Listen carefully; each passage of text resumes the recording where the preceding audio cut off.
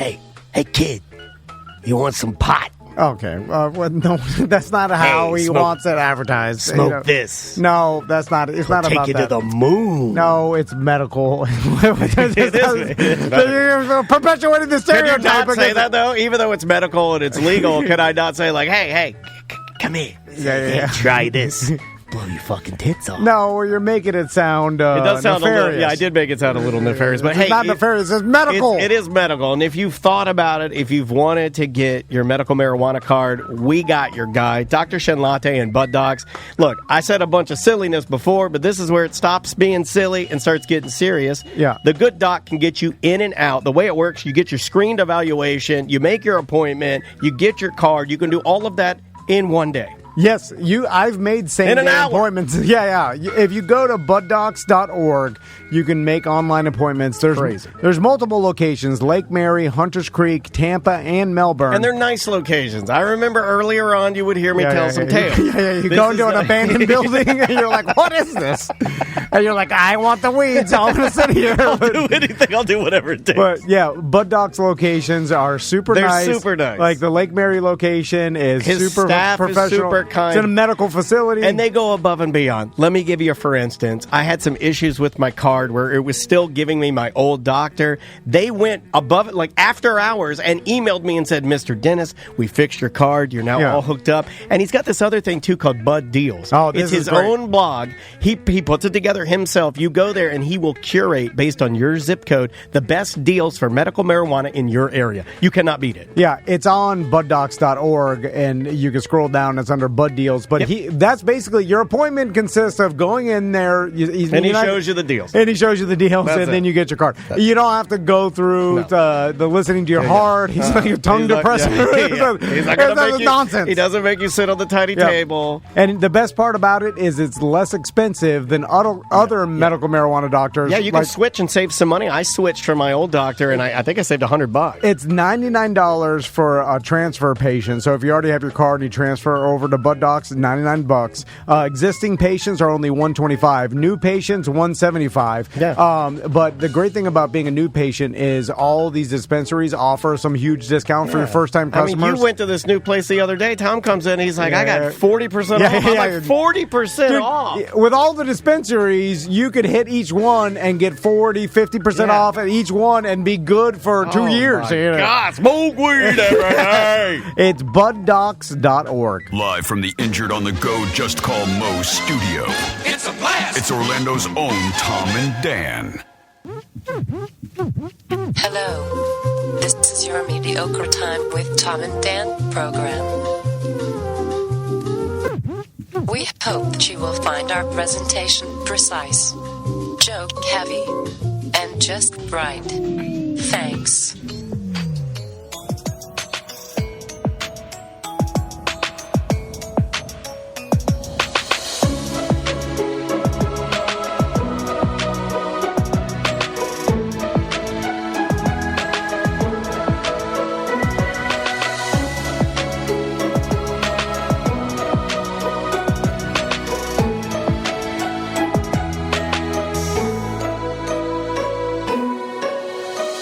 Welcome to the Friday free show of A Mediocre Time.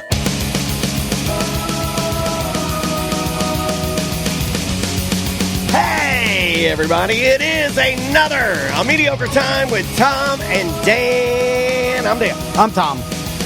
We've got Samantha here. How you doing, Samantha? Hey, I am good.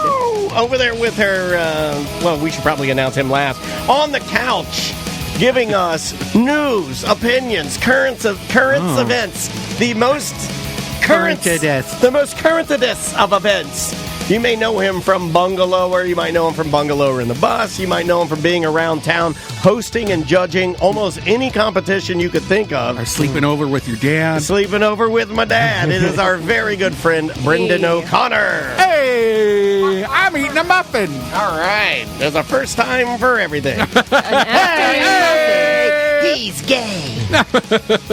And last but not least, on our the Jim Colbert official, That guy's gay. our official studio lizard, Luca, is here as well. Luca is, man, and now Tom is trying to squeeze every bit of promotion and money out of Luca. The ideas he was saying in there, I was Tom like, you told gotta me stop. this morning, Brenda, that I have been shackled with the task of writing a full-blown, I'm writing a bio for him. Oh, where he's been and what he's seen. He's going to have a landing page on the He's website. hot right now. Everybody Got loves his own him. email address. I now. have to start sending out press releases to 2, 6, 9, all the major print publications. Regrowing his tail. I want to know why. Yeah, Need a he's- Luca sticker. he wants a Which Luca you can request t-shirt. on the website. We're doing a Just hit beer the for button. me. He canceled my beer and wanted to do a Luca beer. It's Wow. the whole show has been turned upside down. He's trying to maximize, just like any other good 70s and 80s sitcom. Yeah. Where the dad, the bumbling dad, or Schneider from One Day at a Time, has a crazy scheme to use this lizard. We're gonna be rich. I can see it. I love We're Gonna Be Rich. He's doing the bumbling 70s and 80s sitcom like Schneider from One Day at a Time. Why not? He's like, we got a lizard. He can. Hey, he's hand fed. We need T-shirts and koozies and foamy fingers. We're gonna be rich. I don't give a shit about Luca. What? I don't give a shit about Luca. You get the fuck out of here. Oh my I don't care. god. I don't fucking care about no stupid lizard. That's what I said at first, and then That is what you said. then Go through your emotions. Okay, Now because now I've bequeathed Luca to took- Tom because feeding it. this motherfucker stole your desk. yeah. He took No, your I didn't desk. know. It's just There's a corner. You know what you can do is you can clean up the shit now that you're feeding him so much. Why don't you vacuum once in a while? Did he shit on the couch? Here, hold on. You want No, to he look at a shits Luca on the- cam. There's Luca it's cam. tiny little white shits. It's nothing. I used Yeah, to but have- there's a million of them down There's here. Luca. I had It's to like it snowed I'm in feeding here. them too much. I had to make it so I know. you could see Sam peeking over the top. There's Luca on Luca cam, but Luca is a standard Cuban anole, Mexican anole. That he's a brown anole, and he He's an I anole used of to keep color. them as How pets dare when I was you? a kid yeah. Well, in Canada, and they'd get away. well, like, this run away. one doesn't want to get away. No. Were you able to hand feed yours? Yeah. Okay, I didn't realize This is wild, though. Like, this is you should not be able to. That's crazy. Yeah. And that it's just chilling. Yeah. This is a That's what he weirdo thing. does. He does that for 20 hours a day. It was on Daniel. It was crawling on Daniel's hand. It had couldn't no get it problem. off. Well, they're cold-blooded. You got AC running in here, But so that's why it's just chilling on the hot battery all day.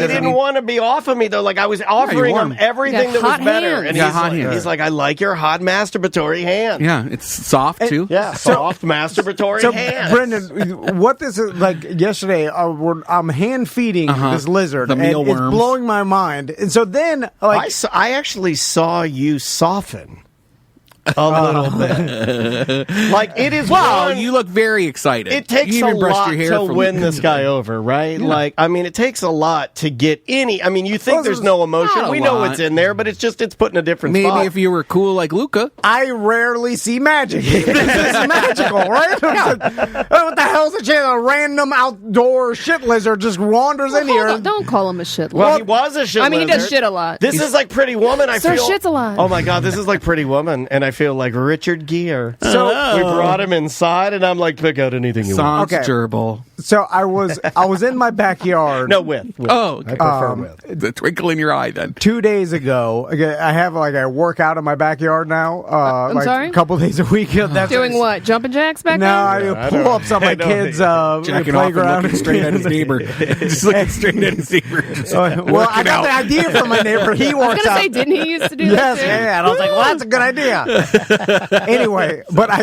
Just her eyes peeping You got over. really high, didn't you? And you stood out back, No. and then the lizards came to you. No, Oh, Lizard King. I am the Lizard King. as I'm working out back there, I see other brown and old lizards Yeah. wander, and then They're everywhere, dude. I start to reach my hand towards them, thinking maybe it's they're not the all same. they'll It's all not the come to same. me. It's a dangerous game you're playing. You can't just go grabbing women's asses. No. You can do that to your wife in the kitchen, And but then- you can't just forget where you're at and be in Walmart. And then No, they just I learned that. scurry away like all lizards do. And then I'm like, we found some anomaly What lizard. if he's a little? something What if he's unfortunate a little? Well, okay. So, I went to school for environmental science. Okay. I know a little bit of, You are so I know a fascinating. little bit of shit. We've had a smart week on this fucking show. Yeah. Oh, you've had a lot of fringers? Yeah. I mean, we've had a lot of artsy fartsies, a lot of smartsies. Legendary music producers. We've had a great interviews, by the way. If you want to go back and listen to any of our Fringe interviews on ACT, they're all on there. And I consider you, it's going to be you or Ross, but I'm giving you the nod. You are our smartest fourth mic. That's nice. Yeah. Ross is pressure. the anger sometimes. Well, the other one is Seth, so you got yeah. fine in that department. It's a low bar. And And Ross he's got is a up pretty there. nice Ross kick, is up though. there. Ross is up there, but his anger knocks it down. Yeah. His anger knocks Seth it gets down. mad, too. Yeah, and dumb. Real dumb. Pretty. Big dick. Massive. Yeah. Not Thick massive. and pink. Yeah. It's massive. Oh, Compared to We've mine, seen I was bigger. measuring. You guys ever lay in bed and measure your dick when No, it's no. really being your dick? What do you measure it with? My fingers. Oh. Yeah, because this is an inch. Yeah, this is an inch, right? So I go this I go first like knuckle. that. Like, so this morning I'm laying in It's an inch bed right and my there. wife puts her hand on me like she always does to be like, okay, yeah, good morning. I'm like, good morning. And I'm laying there and I sleep with my hand. I sleep like a sarcophagus.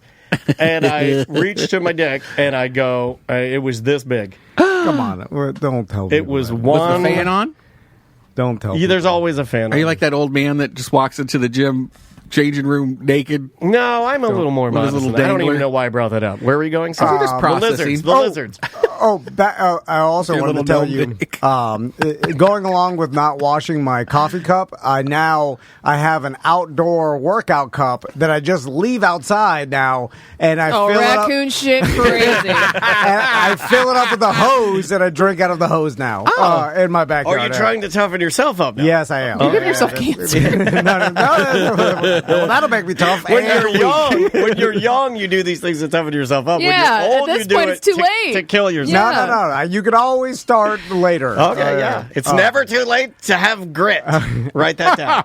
Anyway, It is. so how you doing, Brendan? I'm good. Got a mouthful of muffin. Yeah, that's. I got a couple things. Mouthful of muffin. So I follow Brendan O'Connor on Facebook and social medias. and everybody should, yeah, because also it's a good way to find the things that you might want to be doing, because Around that's nice. town. normally you're going and doing the fun stuff. You're doing the drag bingo at the Tactical, which is Thank looking you. really good. Well done, well Thank done. you. And we might have protesters next week. Well, we'll exciting. handle that as it comes. No, I'll show up. Well, every time I see a protester, I'm like, "What are you doing Go with your life?" home. With anything, even if like Go over to Beefy King, get a I was sandwich. like, You'll be what- fine. John was like, they're does basically sign spinners hungry. telling people there's something fun happening inside. Yeah. So Who's got time That's for true. anything? You're standing there with a sign. You're hungry. You're grumpy Yeah, and go hungry. work out in your Grumpy backyard. You just Yes, go I'm not- get yourself a burrito. You're not doing anything. No, you're not Anyway, doing it. You're wasting your So own you time. follow me in Publix, he said. So, on social media. Oh, okay. And then I saw that you went to that strip club with the UFO on top of it. Oh, I didn't go in. I didn't go in. You Well, should that's fine. have. A I lot should. of I people. want to talk about the UFO. A lot of people that are obsessed with those is Futuro. Yeah. The The UFO is it Futuros. Futuros? Yeah. A lot of people that are obsessed with that. I actually, because of you, I got on another website and started looking at people that apparently a lot of people are obsessed with that. We have one in Tampa, but they won't go in because you have to pay. It's their VIP room. It's like, it's like the lap dance room apparently. Yeah. So it's like I think it's at least $200 to get in. Yeah. And then they'll do the lap I got dance. that. up there. Let's do it. Let's But I heard roll. it doesn't Danny end. loves the strip. It doesn't end with a There's a lap happy dance. ending, yeah. No, in the UFO? Yeah. Allegedly. If you Wait go- a minute. they take you out of this world, you know what I mean? You have heard that They if give I the old pay mouth swirl out of the $200 world. and I go into Yeah. the Look at the thread UFO on the Facebook. People were saying. people will jack me off in the UFO for $200. And it was I in think a I could video get a pass game. from Andrea to do that. Did you see the video game it was in? Was it Grand Theft Auto? Probably, but I didn't. It no, wasn't I don't Grand know. Theft Auto. You're Yeah. right. So like that strip club is famous. Yeah. Wait, which one was it in? Because there's no Grand Theft Auto Tampa. No. I think they just borrowed the aesthetics of that strip club being like a space themed. I think Yeah. it's Odyssey. The Space sign, though, Odyssey, it's the exact 2001. I think 2001 Odyssey. Yeah, I think they strip borrowed bar. that because, like, those designers, when they're doing those games, they'll Yeah. find kitschy things to kind of borrow from real life. Scotty wanted to go to Tampa to see his friend Bruce. You might have had on the show before. Bruce. Campbell. Maybe. No, but I love Bruce Campbell. Okay, all right. I'm trying to think of Bruce. Woo, young Willis. Bruce Campbell. Springsteen. Oh my God, it was Bruce It Willis. was Bruce Willis in a on, show come on. about a rat, Happy Rat. It's like post-apocalyptic. Somebody was living in Disney, and now he's telling the stories of Disney post-apocalypse, like in the future, and it was really weird. It was for Tampa Fringe, so we had to go support our friend for Tampa Fringe. Okay. And then I was like, well, I have some weird shit I want to see while we're here. It's the trade-off of the relationship is we went to see Bruce. And then I have a Google map of things I put on from roadsideamerica.com.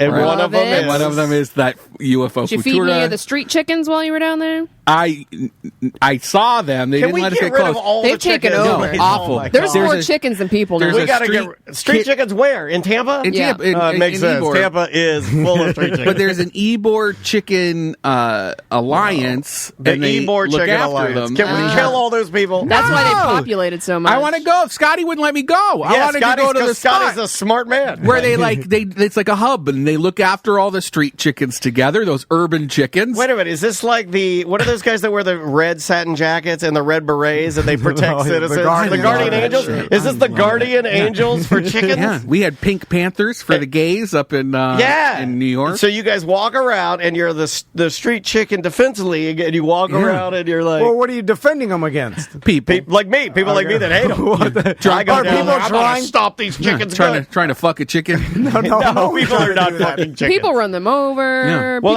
throw shit at them. Well, that's because they run in the road. I am okay with chickens getting run over. But why? Why are they running in the road? Because there's too many of them. Why they cross the road? Because they're farm animals and they're not. No. I didn't need you to laugh. It was good enough for me. I thought I was hilarious. Finally, we get to a subject that I'm serious about, and you guys are not taking it seriously. About hating chickens? I think I'm okay with you having them in your backyard in a coop. Totally okay with that. Our buddy Austin Rouse has that. Yeah. It looks amazing. Fresh eggs, love it.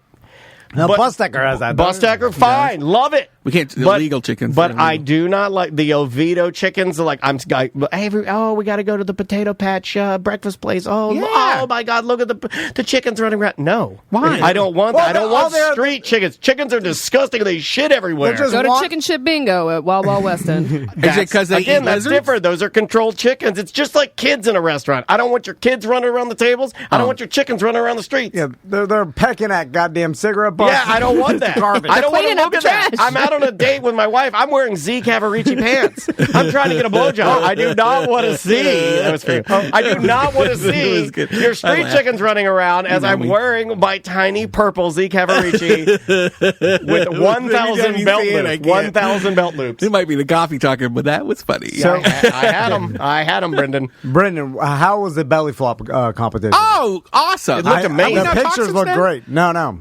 Yeah. Oh man, such a great event. I want to say like maybe 2,000 people. Jesus Christ! Sounds like we need to start doing belly flop contest. We got the bellies. You were invited. We were going to go out there, and then, but it was Tommy's birthday. You would have been better judges than the Orlando food babes. Don't throw heat. Why didn't No, throw the heat. Thrown it. I'm too late. Oh my God! It's been thrown. What did the babes do? What did the babes do? That heat done been thrown. Oh really? They didn't know what a belly flop was. Oh, they were my giving God. out 4s You can't and be a 5s fucking judge for if you people don't know who what were it is. diving head first in the pool. They gave someone a 5, and I had to say in the microphone, you don't know what the fuck a belly flop is. And that person's paraplegic now. And the girls were like, what? What's happening? I thought they looked cool. I did not like belly. Where does food babe? I like giving people negative scores. I don't know if you saw That was our karaoke We were so BDM mean. event. We were very so mean. sweet. Somebody got -2. I don't know if you know this. Oh, I but- gave some shitty scores. Yeah. Oh, Did you get yeah. negatives? No, I Okay. didn't. I wasn't clever enough to think negative. I should Oh, have. you're Gotcha. clever enough. Yeah, There were a few. It's a slap in the face. We like to be like I was according to offended the by some. emails that we get, especially a lot that we got this week. We love to be mean to our listeners. Oh, they And like so when they perform on stage and help us out, we're like, get the fuck out of here. No, we got some emails that say different. We'll do it again. It was great. Everybody loved it. Can we be a part? Can we? Yeah, officially. Let's just do it. Let's get it on the books now. That way we can't, playing around. Are you doing it again next year? Yeah. I would love to do it again in the fall. Was there any problems or No problems. controversy? Who won? Well, okay, maybe there was one girl, Orlando Plant Lady. She's a Instagram or TikToker. Do you follow her? No, but there's look a at rival GC Tom plant get mad. person in Yeah. Orlando. I don't get mad. She lives in the View downtown with You a know what I've penthouse, learned now? and she I has can read your eyebrows. No. Yes, I can. You Just can't. like They wiggle. Grandpa Merle. I can read. They wiggle. They You're are like Scotty. You have this innate reaction to they're not expressive. wanting to be known, and you're like, I'm not predictable. They're expressive eyebrows. His eyebrows are a whole different show. Just watch them on the YouTube. Trust me. You can't read me. I can't read it. She was great. She got all 5s, but for some reason she didn't get called back for the finals. And I didn't notice until afterwards. And people that's were your like, fault. well, what happened to our Lady Plant Lady? And I was like, oh, bitch, you're right. I don't know. Yeah. I was just a judge. I wasn't running. Have we I wasn't checked on her? running. Is she still alive? Yes. Okay. But sad because she didn't get called back for the final. And she should have. We should bring her in So here to who talk won? about Scotch. This guy Joe from Maine. He had Maine! Was he a bigger dude? no. Oh, really? And actually, he had a little bit of chub, a little Yeah, bit. he was a daddy. He's a dad. Not a Bob. lot of hair. No. And when he hit Dad the pool bod. the first time, it was like the water was kissing his belly. Like that sound was like a. Wow. Like it was perfect. Oh, it was Everybody audibly heard like the suction of the pool hitting his belly, and then he repeated it again. You Nobody didn't else pipe was that getting in. the You didn't pipe that sound effect in like the Atlanta Falcons. No, Get a fine for that. he was real. So, Yeah. also. Great event. Holler at Ford. Connect Ford for hooking us up. Oh, nice. We There powered you it go. with a Ford Lightning. The whole stage was powered with a Ford Lightning. We just plugged it right into the back. Look at this guy doing the cool stuff. It was so fun. Well, our shit's always powered by some fucking loud ass generator. We can hook you up.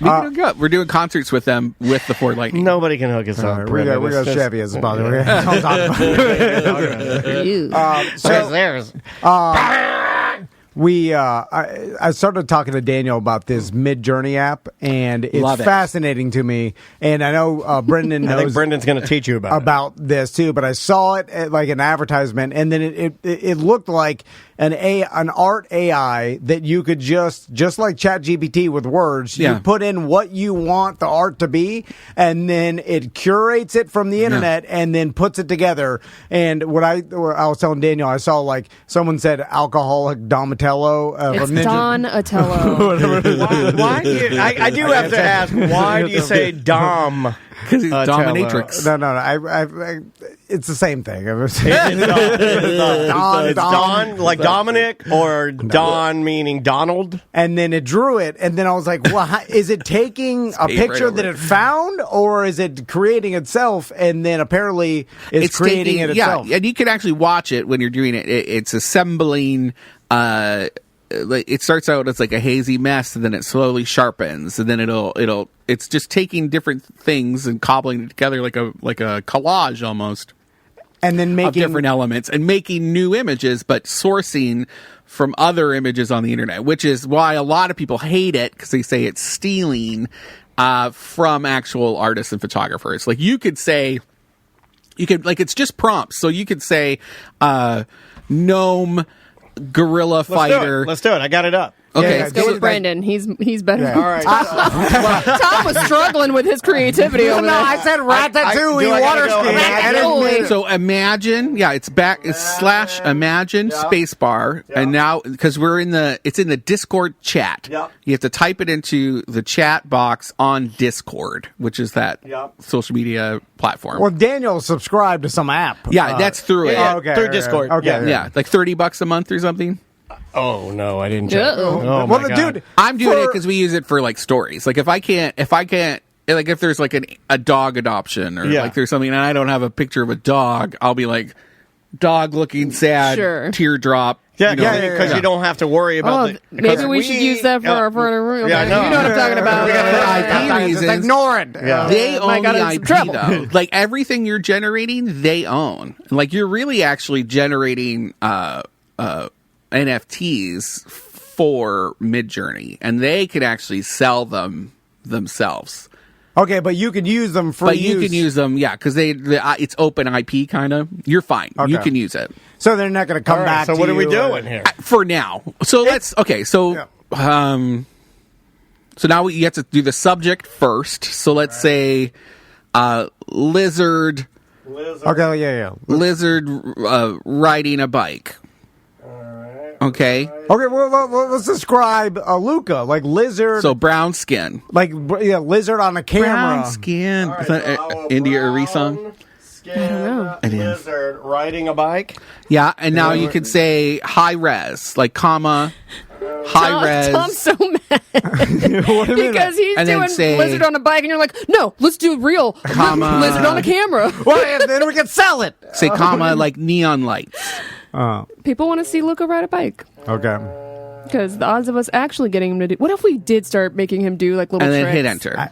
And so now You it's know going to how the circus used to auto-generate. do bears on bikes? I'm telling you, that if Oh, we can anybody get him a little do tech it- deck. How did you mess up? I don't know. Luca on a tech deck. Let's do Hold on, it. I'm back in here. I'm back in the new. You got to go in the newcomer rooms, right? Yeah, well, for now, because eventually when you do them a lot, Sweet you Tooth? get your own chat room. Yeah, it is a sweet tooth. And so So yeah, so you can see the prompts that they've used to create those images. Do you see that? And then so now because it opens up a broader conversation of like we were laughing around about like, well, let's just use this for our show topics, or like, you know, when we have to have an image for like you know, a show, and the same thing you're doing for Bangalore.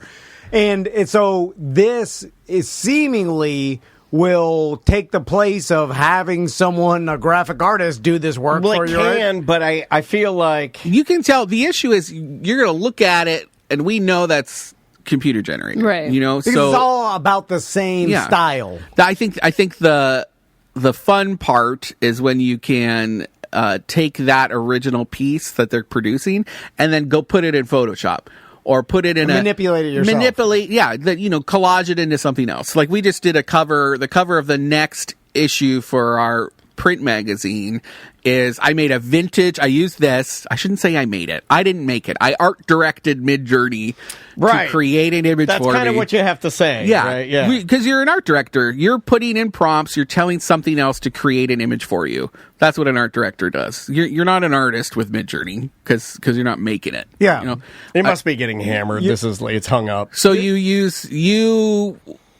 So I made an image of vintage. It's like a vintage orange juice ad of a lady drinking orange juice, and then I photoshopped out the orange juice, and then I made one. It's like somebody sinking underwater, and I photoshopped that into the glass, so it looks like she's drinking a glass of someone trapped inside her glass. You know, and that's going to be on the cover of the next magazine. And I love that because I couldn't. Otherwise, I'd be using someone else's IP.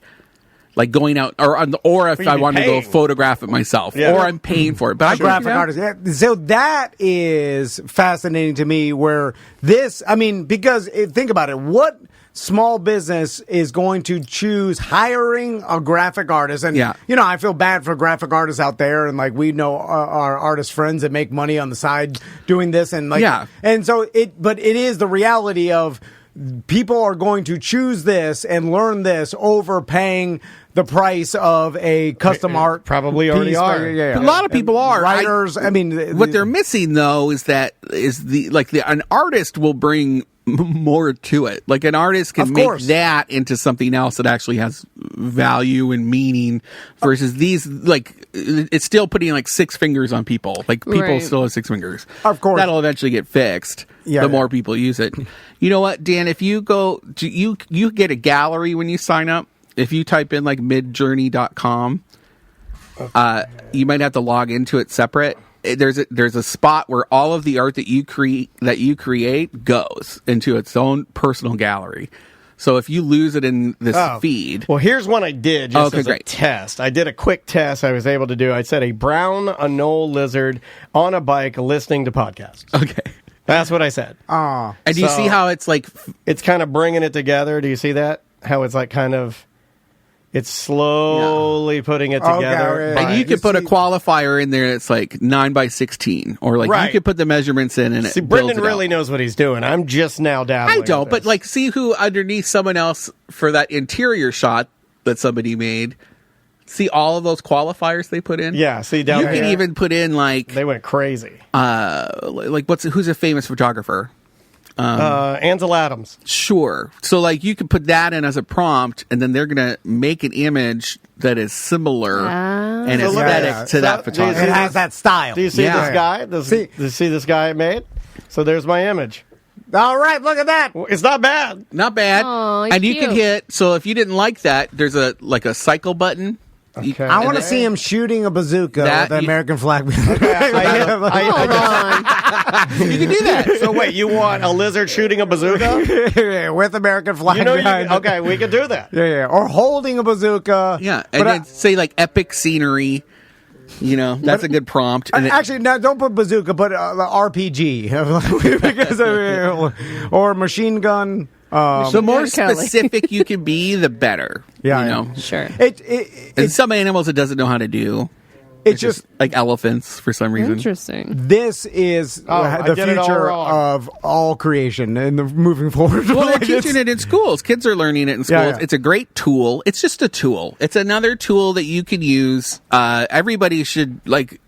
Also, but if you're like you have kids and they show like interest in being an artist, should you dissuade them from moving forward in that career? No, why? Because they probably have talent, and being able to do it yourself is always going to be better than this.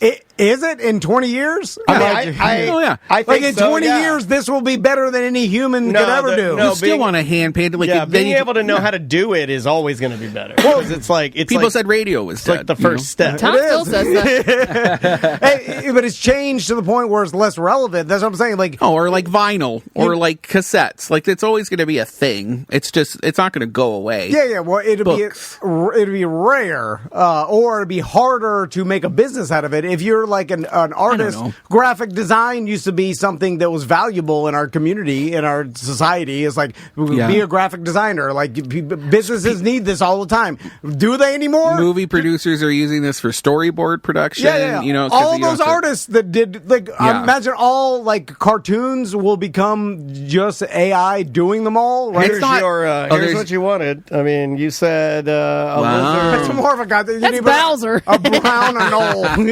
I didn't put brown and all. I just put lizard. But that is a lizard shooting an RPG. And if you like one of those more than the other, then you hit like it says U. Yeah, so you can you say U1, and then the V is like I want a different version of one of those specific four. That's pretty cool. I don't know why I find this so amazing. It's amazing. It's a cool tool. It is like having AI create art is something that I thought we were way further away from. Like I was like, oh, it'll be a while. I think everybody thought that. I think then, even when you see this, you still don't really believe it. You're like, I don't know what it is. But it makes perfect sense. And the argument that it's basically stealing from other people, that's what humans do when they create art. Like they take inspiration from a bunch of original. I actually kind of think, and this will get a little meta.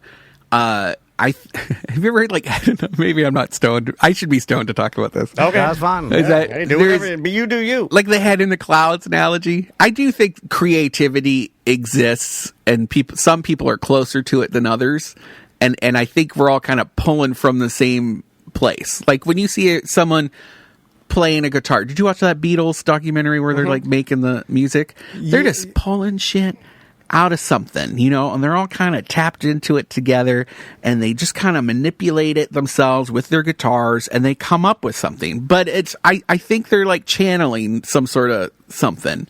And I think real artists, or just people in general can do it themselves. It just depends how close you are to that cloud. But what they're doing is essentially what AI is doing. No, I see what you're saying. But AI does it, but it doesn't do it with heart. Like when you look at this, like there's not like and also it's depending on actual artists' art to generate. Yeah. But that's what I believe using human other brains are doing as a palette, right?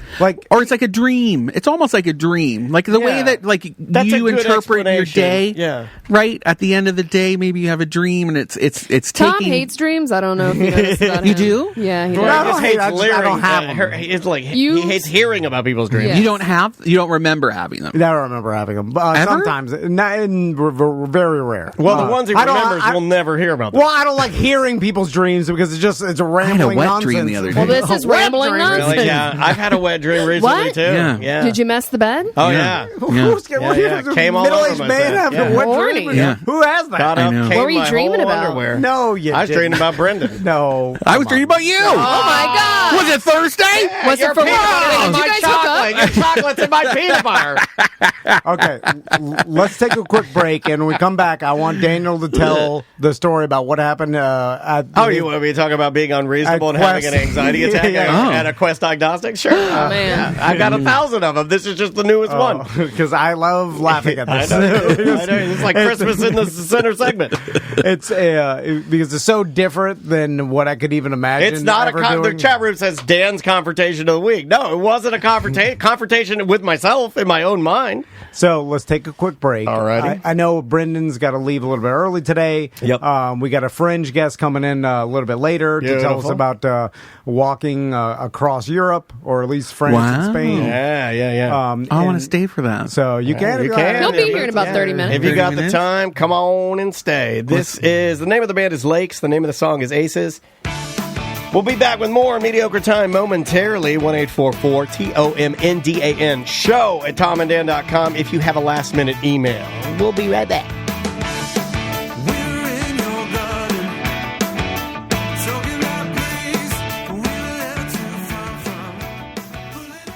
Pop quiz, hotshot. What's the most important part of your house?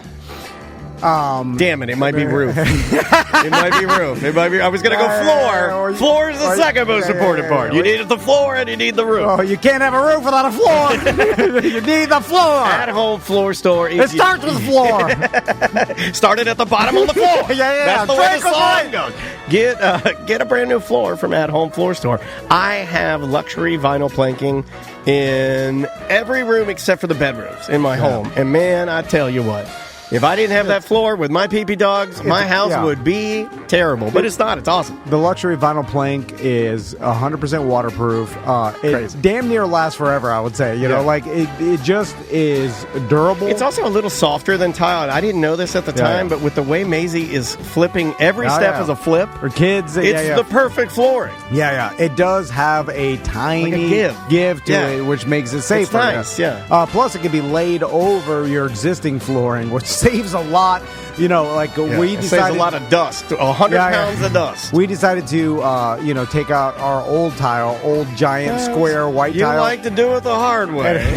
And then, but their the removal team, the team that At Home Floor Store sent to take out all the tile. Awesome, dude, one day they got it all done as efficiently as possible, and their installation team was incredible. I think you save a lot of time because the one thing that really sets At Home apart is that they will bring the designs, the samples, and their expertise to you. So, you don't have to go to their showroom and waste your time. You don't have to worry about getting off work and going. Just get off work, go home, and then have them meet you at your home. Yeah. That's the way to do it. They do have appointment showrooms if you need that, but Dan was right. They come to you in the At Home Floor Store van. They'll leave the product so you could walk by it. You know, that's what Crystal did. She was deciding whether... It really makes a difference. Like 3 different shades of brown when it comes to the tile that looks like wood planking, and she didn't know which one she wanted. She walked by it for a week, and then she's like, okay, I choose the middle one. And that's, plus you're going to save the money because they come to you and they don't have to have some giant showroom with tons of employees. It's a cooler process. They've been with us for a minute. They're BDM owned. I mean, Justin and his guys are awesome. All flooring, anything you could think of, it's athomefloorstore.com.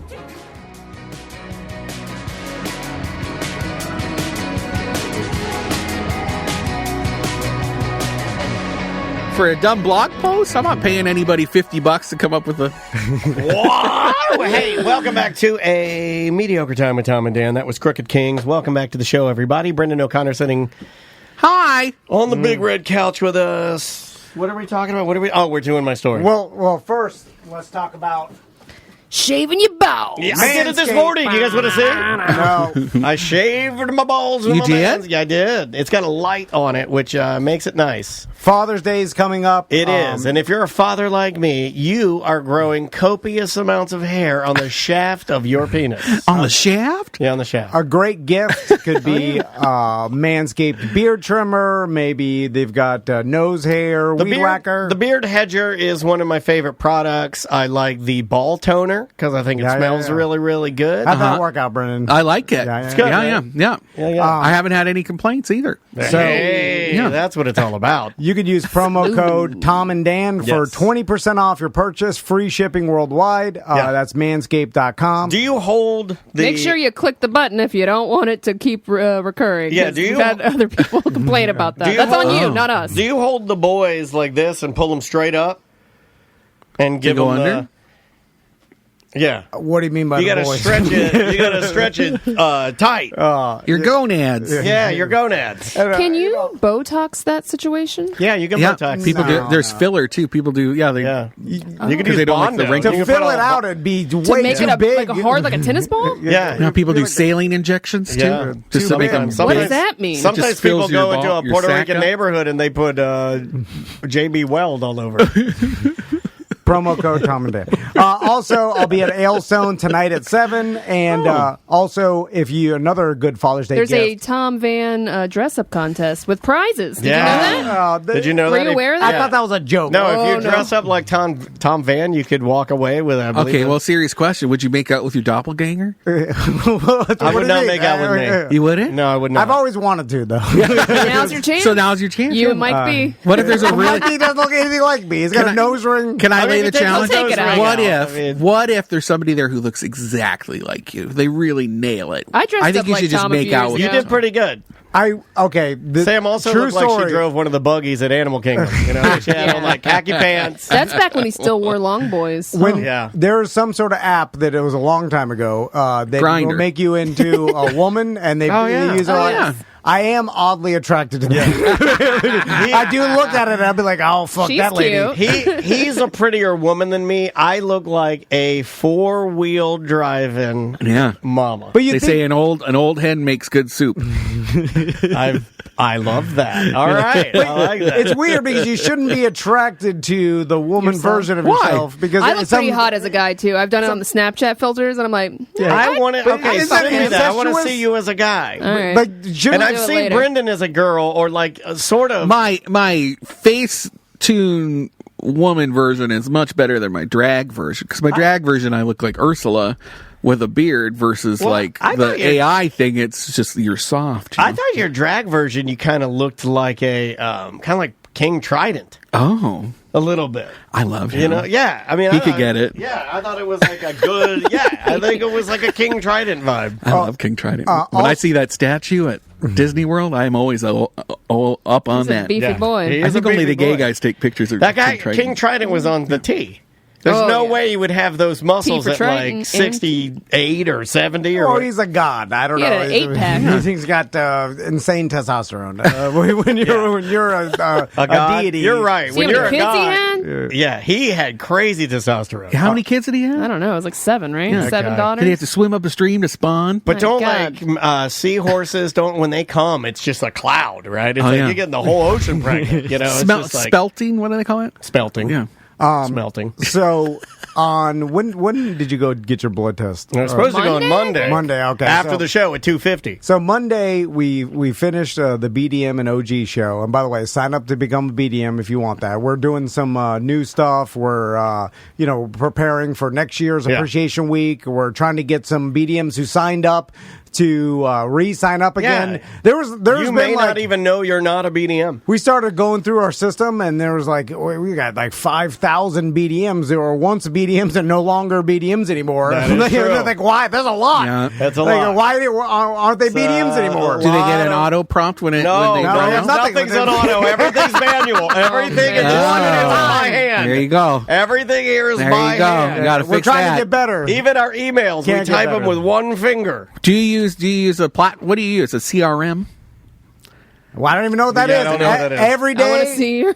Do you just have an Excel sheet? Like how are you? An how are Excel you sheet. keeping I don't track know. of your? I don't know how to do Excel. How do you keep a track of your memberships? What's the program? I write them down. You write it down. I write 'em by hand. That I have a big. You write it down on a Binder. list. We go to the number, and then we open the tome of knowledge, and we look at the number. I'll and tell it you goes, what. Okay, so write it on the board, and we write it on the board. no, we're using Pico, which is awful. But there's Pico? yeah. The But Gaio. at least you get automated alerts and stuff. You know, yeah, nothing's automated. It's all manual filing cabinets. Just endless filing cabinets. Dewey Decimal System to find it. We're finished the show on Monday, and then Daniel's like, I gotta go get a blood test, and then you left. But I left disheveled because I was nervous. Yeah. What was the blood test for? My anxiety's been. I'm just in so much pain with this goddamn back, man. Like, it's for my back. You know, they need to do fresh blood work and they need to do fresh MRIs to make sure that the meds aren't doing anything. I don't know. They want to look at my levels. They want to test me for rheumatoid arthritis. You know, there's a lot of things that they're doing. But yeah. So I mean, my anxiety is a little high about it. I guess you can bring a friend. Yeah. No. I don't like going to the doctor is fine. I don't get weirded out going to the doctor. You know, the anxiety is pegged to the limit. I call it. You know, when you start racing and what's a racing game? Mario Kart. Forza. Any of them. Yeah, you Cruise in the world. Yeah, you jump on Forza and you rev up the engine. And you just let it sit there. That's where Daniel's anxiety gets sometimes. I can see it. I feel it. Like all of a sudden, I walk in and it's like, I'm like, oh man, he's pegged to the limit. Okay. And so that's how he was on Monday. Yeah. But it wasn't, I'm not nervous about it. I'm excited, right? Because just to walk you through the process, the first doctor I went to was like more of a pain management style deal. And pills. And that's what they wanted to give me. But like, look, that's all fine and well. I need to fix this. Yeah. I'm not able to physiotherapist. Be as there was a point about a year ago where I was exercising at least five times a week. And the pain was 0 because I was like just extremely active. And let me mention this with anxiety. Like, people often, like, when someone says my anxiety is up, they want to know why, right? Like, there's a reason. But in my experience with Daniel, there is no particular reason. It ebbs and flows like chemicals in your brain. It's like all of a sudden your brain is releasing way more stress chemical. Yeah. And it's not necessarily caused by a specific thing. And it snowballs. And then it's just happening. You're in an anxiety situation for no reason. Yeah. So some people, you don't have to ask them if they're going through anxiety. Don't ask them why, because there is no reason for it. Could be, it's like, I'm having a panic attack. Why are you having a panic attack? It's like, there doesn't have to be. There doesn't have to be a reason. I mean, if they knew, they probably wouldn't be panicking. Right. Yeah, just trying to help them out or understand. I used to tell people, well, just don't. Right. It would make me laugh and it would help. But so I leave here, but then I'm like sort of disheveled. I was running a little later than I thought. I had a 2:50 appointment at Quest, and and I like making the appointments because normally you can get in there and get right out. So I get my car. I'm going down the road to go to the place. It's just right down here, and I'm like less than a mile from the studio. So I'm going down the road. Then Sam you text me actually, or called me rather. Uh-oh. To say that I'd forgotten to put the files that Samantha needed to edit. That I knew was going to throw you. And the cameras. Yeah, I forgot about that. And I'm like, the cameras are on, and they're seeing me jack off. No, you know what's funny is that you didn't even tell me that. You said... We let it ride. Me and Tom knew. We just let it ride because we're like, the mics aren't on. It's fine. Yeah, they let it ride. You. No, the mics weren't on, but then Tracy, who's always got my back, I'll tell you right now, she is... Tracy Nark? She's a rough rider. I mean, she's got the jacket and the motorcycle. Well, she hasn't realized that, don't cause Daniel more anxiety by telling him what's happening. So she texts me that the cameras are still on. Well, I've also got to dump the audio that I need to get to Sam in the Dropbox so she can do that. Plus, Tom put all the banners for Fringe in the back of my car. I got to drop those off for Emma. Oh, I forgot about that. We gave you extra shit. And the main thing I'm trying to do is to get home to see Maisie because she's got dance that day in a very small window of time. You got to put your mask on first, man. It's a very small window of time that I get to see her, before she goes to dance. So I was trying to do, the idea was go to Blood, get that done. I have the banners, zip back to Orlando Shakes, drop off banners, zip back here, edit the OG, grab the OG show that Sam already edited, upload that, and then edit the BDM show and put that out. Then go home and see Maisie. That was the plan. So I leave here. I'm going to get my blood test. The Tom world calls me had and other says, plans. Hey, you already fucked up. You didn't put the thing in there. So I didn't say. I was like, hey. I always because well, I know. I said it. Yeah. Because you know I think that way, but my self-talk is terrible. I was like, you're a fucking idiot. You're the worst. I'm like, I'm so sorry. So I hang up. I double-click my car to make it drive itself, and then I immediately get on my phone to remote in. So I'm doing what everybody was afraid I was going to do, but I'm doing it. I am letting my car drive while I'm remoting in to the studio. Yeah, that's fine. I'm here to tell you, was it dangerous? Yes. No. Did it work?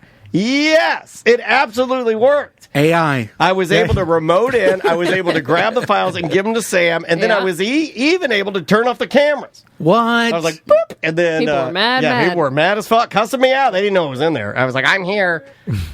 They're like, he remoted in, motherfucker. And I'm like, this all makes more sense now that I'm putting all these things, because I forgot I loaded that stuff in for Fringe, and like, hey, drop this off, and I give you loose details on like second floor somewhere. I mean, I hate to do it's tough to find. I hate to do spoiler here, but the spoiler in this story is my brain. I lose in this story, so I'm just going to tell it. But it all worked out.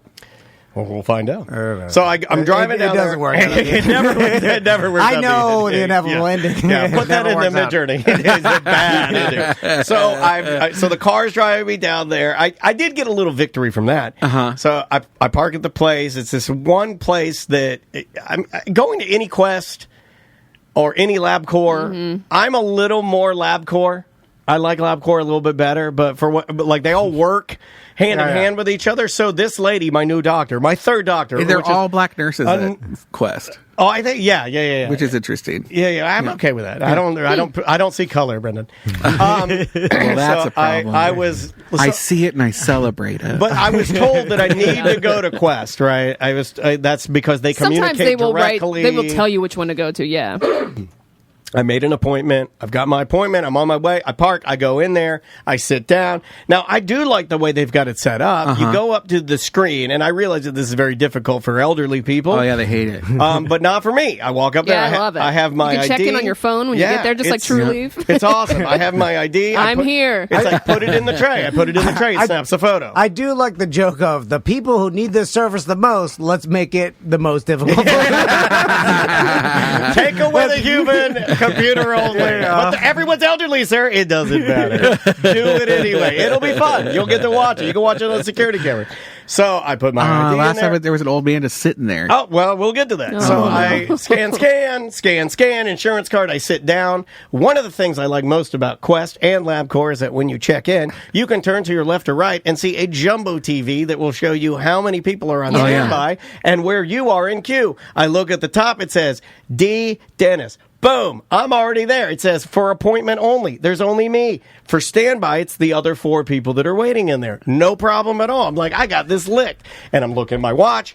We're right on time. I mean, it's 2:50 on the nut. I'm like, all right. That's fine. You made it. Yeah, we're here, but we better start going. So I'm sitting there for a minute, and all the while I'm checking in, the phlebotomists are opening the door and saying, the people's Next name. patient. Or they'll say the name. Lady opens the door, and there's this guy that looks like Waluigi from Super Mario Bros. Very tall, lanky, near-death Italian man sitting next to me. And every time the phlebotomist will open the door, haunted look in his eyes. She'll open the door and say a name like Jenkins, and then he'll stand up, and then he'll sit back down.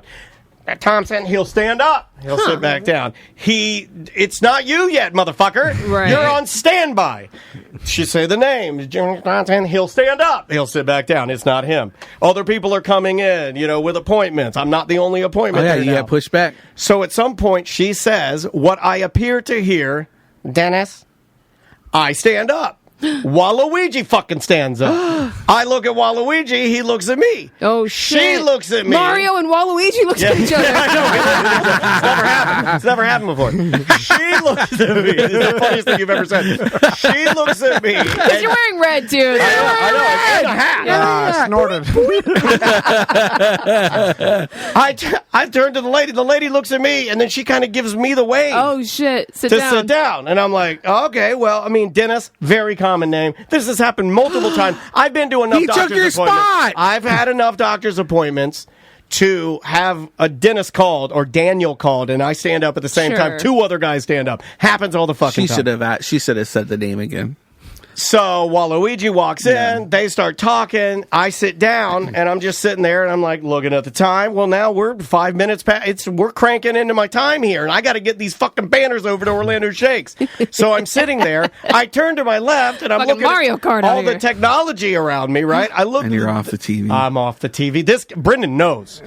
I look, and it says appointments. Well, Dennis, that's gone now. And then the standby, it's only listed as fucking standby. And I'm sitting there and I'm like, this motherfucker. And you definitely checked in, right? Yeah, this motherfucker took my spot because he kept doing the jump up. He kept doing the jump up. He was like, I'm gonna get in there no matter what. I'm on standby. I'm just gonna keep getting up and annoy this lady to the point where I can go back there. Well, this guy must have been getting the entire battery of tests because all I heard is you helped an old man get in there, and otherwise he'd still be there today. Well, Brendan, 15 minutes. He was there a like long the time. lizard. This lizard's been waiting this whole time. So it goes on for like 15 minutes, right? It goes on, and my anxiety is bubbling. My pain is, but my anger. And there's nobody at a desk, right? That's the new thing. There's Even no at recourse. hospitals, You there's can't even nobody call at to a desk. complain. You can't even call to complain. There's no, you can't write an email to complain. It's like there's no complaints here. We don't allow it. You can talk into the kiosk. You can wait for them to open the door again and be like, Write hey, a complaint on the waiting list. So I'm sitting there, and then I can just feel myself. I'm like, this motherfucker, he took my spot. He took my spot. I think he took my spot. I think he took my spot. Spiraling. Well, now I'm going to be late. Spiraling. Well, now I'm going to be late. Now I realize that to the average human being that's normal, that this isn't a big deal. I get it. I know there are plenty of people listening to this right now that don't suffer from anxiety and depression like I do, that when something like this happens, especially when you're in a ton of pain and on your third doctor and you've got other things to do and you only want to see your daughter and get your errands done for the day and get your BDM and OG happening shows. again. Right, it is. And I started to sweat right now. So I was sitting there.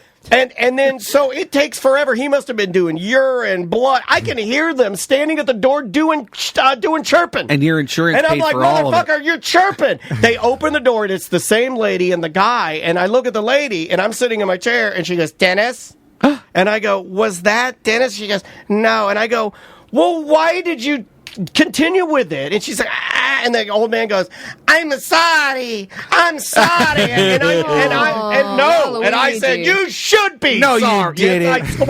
I swear on my life. You didn't yell at that old man. I did yell at him, and I told you I was the villain of this story. And then he died in the parking lot. I hope he did. Of a broken heart. I hope he did. I'd have backed over his fucking legs when he died in the park. What happened? I'm sorry. And I go, you should be sorry. You took my fucking appointment. You make such a goddamn big deal about having an appointment, and it doesn't even fucking matter. It doesn't fucking matter. You just take whoever the fuck you want. So the lady ushers for me to come back. She's like, come back. And I'm like, I start walking back there. I've got my stupid paperwork in my hand. I handed the paperwork to her, and I'm sitting there, and I'm just getting more and more mad. And I go, why did you continue with his battery of tests when you knew it was the wrong person? And she won't say a fucking word. So I snatch my paper out of her hands, and I say, at the top of my lungs, I can't do this right now.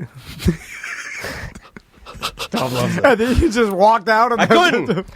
And he laughed? Because all the doors were locked. So I tried to walk out, and as I was walking out, I pushed open the fire escape. And the alarm went off? And the fucking alarm went off.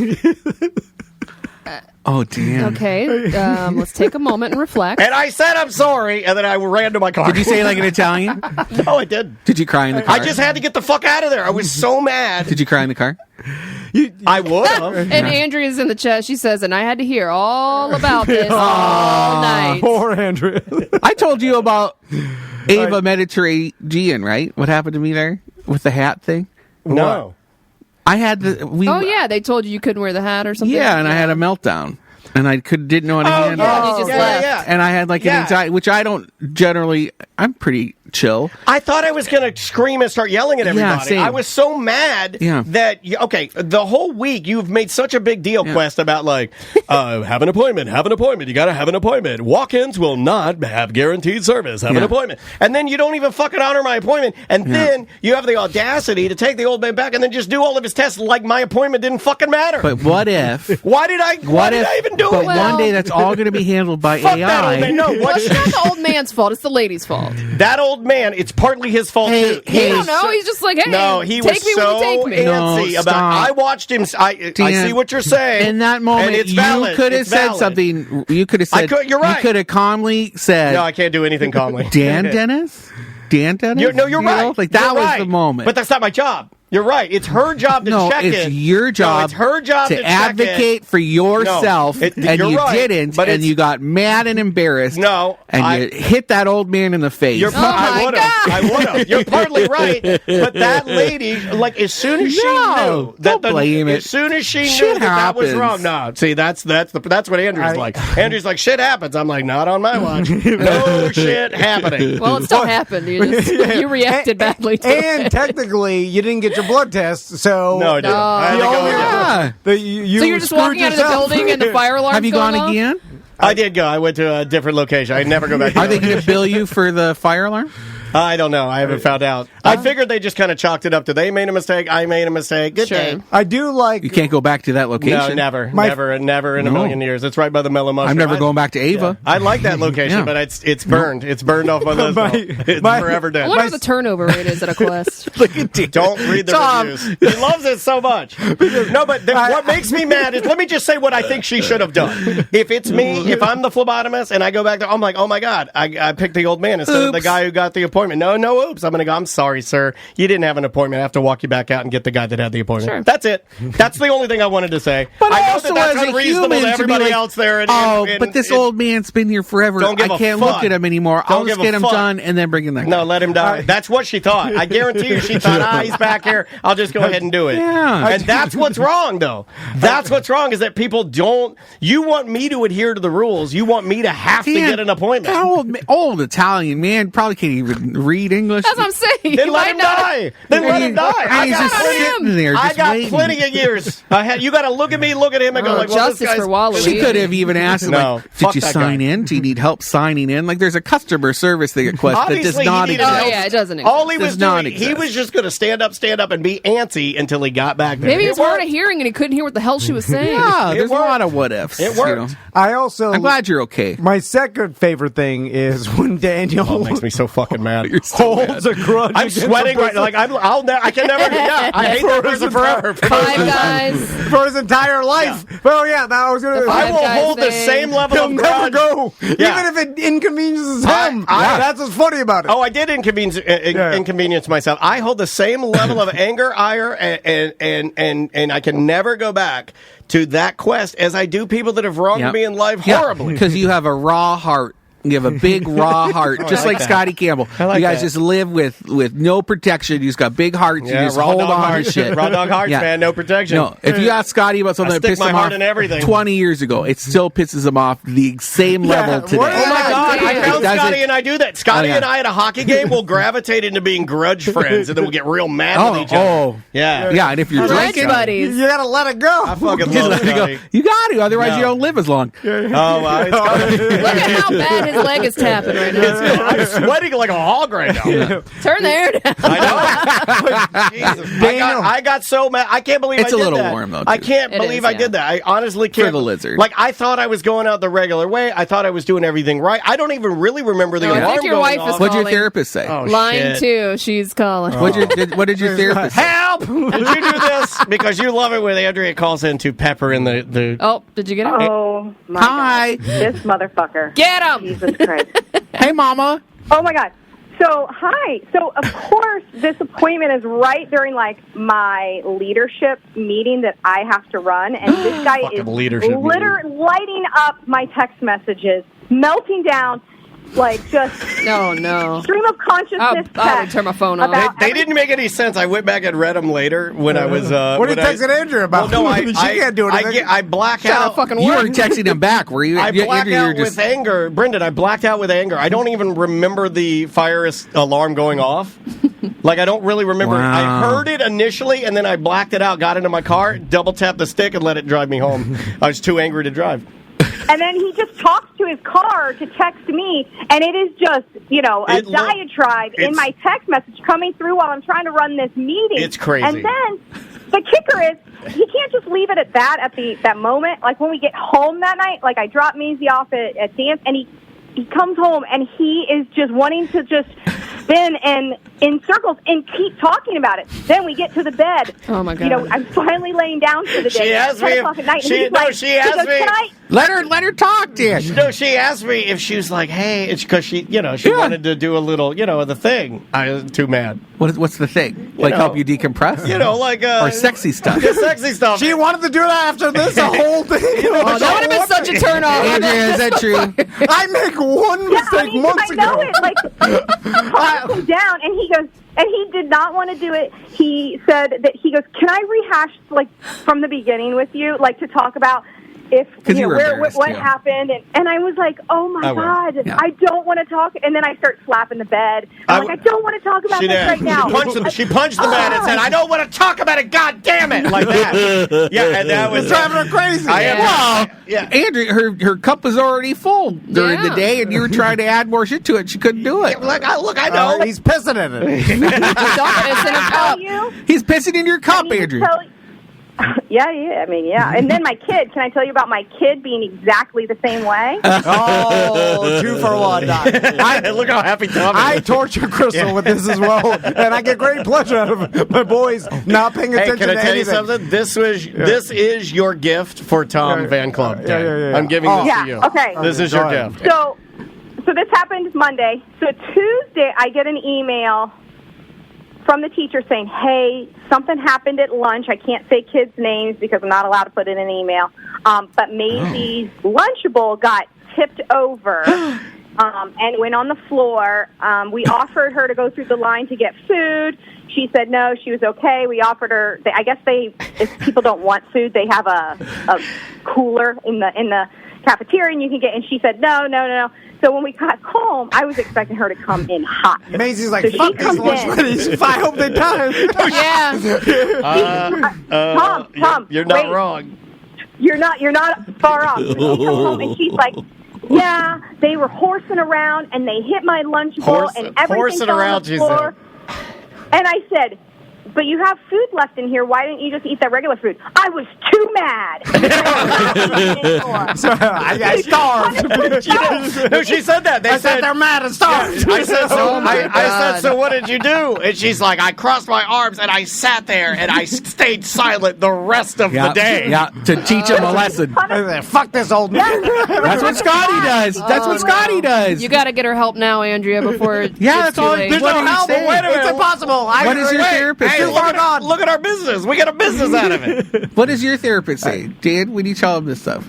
I don't tell her this stuff. No? No. I like my. I told him don't say this serious stuff. I'll say 5150. I'll say the serious stuff. I told her to Tom. I'm not going to get into particulars, but yeah, I am trying to work on letting things go. I am not good, and I think even with one particular gigantic life event that I seem to talk about at least monthly, I gotta get better at that. So yeah, I am working on it. Yeah. It's a whole process, but because that's something that Maisie's going to need that tool too. I don't give a fuck about Maisie. I'm just talking about me here. Andrea, I don't want her to go through life holding grudges all the time. Damn superstar. It's internal. She was fine with her friends. By that night, they're like, texting on Messenger. They were fine. So, but she just held a grudge the rest of the school day. Also, that is inside her DNA that Daniel gave her. Can't get rid of it. No, it's in there. It's poison, and you can't get rid of it. It's hard when you feel that deeply. She just has to learn how to manage it, right? Like, I'm an emotional person, and I live when I feel things, I feel them. Yeah, and that's great. And I'm an empath too, and it sucks. When other people have something terrible that happens to them, I feel that shit. And I hate that. I'll give you not fun. Another example how your kids are like you. The other day, Tommy and Max got their what do they call it? Yearbooks, right? And so they get their yearbooks. You are emotionless. And then the memories of the fun things. Memory magazine. Memory magazine. That should be the name of the show. It should be. Oh, you want to write it down? Yeah. And type that into the auto prompt. Yeah, memory. Okay, would I be a dick? Okay. Well, you know the answer to that. I mean, so they get their yearbooks. Remind me to bitch about the yearbooks for a second, but they get their yearbooks. Max is looking at his. I'm like, "Oh, Tommy, did you get one?" He's like, "Yeah, it's in my backpack." So I go open his backpack, and then I go to reach for it, and it's all wet. And then I pull it out, and it's waterlogged to halfway, right, with his homework binder and his whole shit. Like, look, it's the end of the year or whatever, but everything's wet. And the bottom of his backpack is his water bottle that came unscrewed, and it was just his backpack was, I'm not even joking, 3 inches of water. It was just spilling out. No, just sitting at the bottom. And then I was just like, Tommy, all this is ruined. You're looking at, and then he's like, what? And I'm like, you didn't notice there's 3 inches of water on the bottom of your backpack? Like, how long has this been here? And he's like, I don't know. Like, you didn't see this or notice it? So you were playing the role of Samantha at this time. Like, explain, or like, me how did you not something? notice? Yeah. And he's like, I did not notice. And it was so frustrating. And then I'm like, oh my God, he's got the goddamn bite. The same guy that stomps shit in here once every couple months, and it smells like shit, and you're like, hey, did you step in shit? I didn't notice. Yeah, he's like, but he'll do this now on the shit. He'll go, I don't know. He's like, I don't think I did, but it does smell like shit in here. Right. By the way, what is happening? I thought it used to be able to put things out in the sun, like books and whatever, to dry them out. No. Like I put it out in the sun, it did not dry. Yeah, millennial shits are a little greasier. They don't dry in the sun anymore. Like I thought by putting it out in the sun for a couple days that it would dry out. Books? The book. No. Your house is drier than outside. Yeah. That's what Crystal told me. Smart. You didn't learn that from Alone? So smart. I guess it's the humidity that. Has anybody ever thought of the irony that he loves the show Alone but can never be alone? Oh, I could be alone. I just don't like it. That's like somebody said, like, I can stop drinking. I just don't want to. I just don't want to. I don't like the challenges. You love challenges. that was maybe the sweetest thing I've ever heard you say. So, I could be alone. I just don't like it. Bye. Bye, Andrea. Baby, I love you. I'm sorry. oh man. Oh, you look hung at him up trying on to her. silence her. Oh. Now you're in even more trouble. No, That is insane that Yeah. you drove her crazy and she still offered sex. Yeah. See, that's what I'm saying. It's that good, Sam. There's no. Well, maybe she needed it because it sounded like she had a shitty day too. Yeah, well, it's a hard. Or maybe she's like, maybe if I do this, he'll shut the fuck up. I think it was that. I think you nailed it. Yeah, you're a woman. I think you nailed it. I think it's like if I give him, He'll go to sleep if I do if I this. give him my titties, he will shut the fuck up. See, Can't talk with titties anymore. that's the And guess anomaly. what? Sam and my wife are not wrong. Yeah. If a man is Yeah, arguing, but that's a no, if you a were behavior arguing no and one spinning can. out of control, if your wife came and gave her titties to you, you'd be like, man, it's In a what, box? But that would never happen. That is behavior that if I'm mad about something, she's mad. She's gonna be mad for weeks. Never give me sex. You're not gonna offer me sex to make me feel better. That was to make us both feel better. It's like to break the whole. I think it was to break the whole thing. There's no memes about that. It's not like I was yelling at my wife all day and I got home and she blew me. And then that meme spurs around. The memes are my wife's a bitch.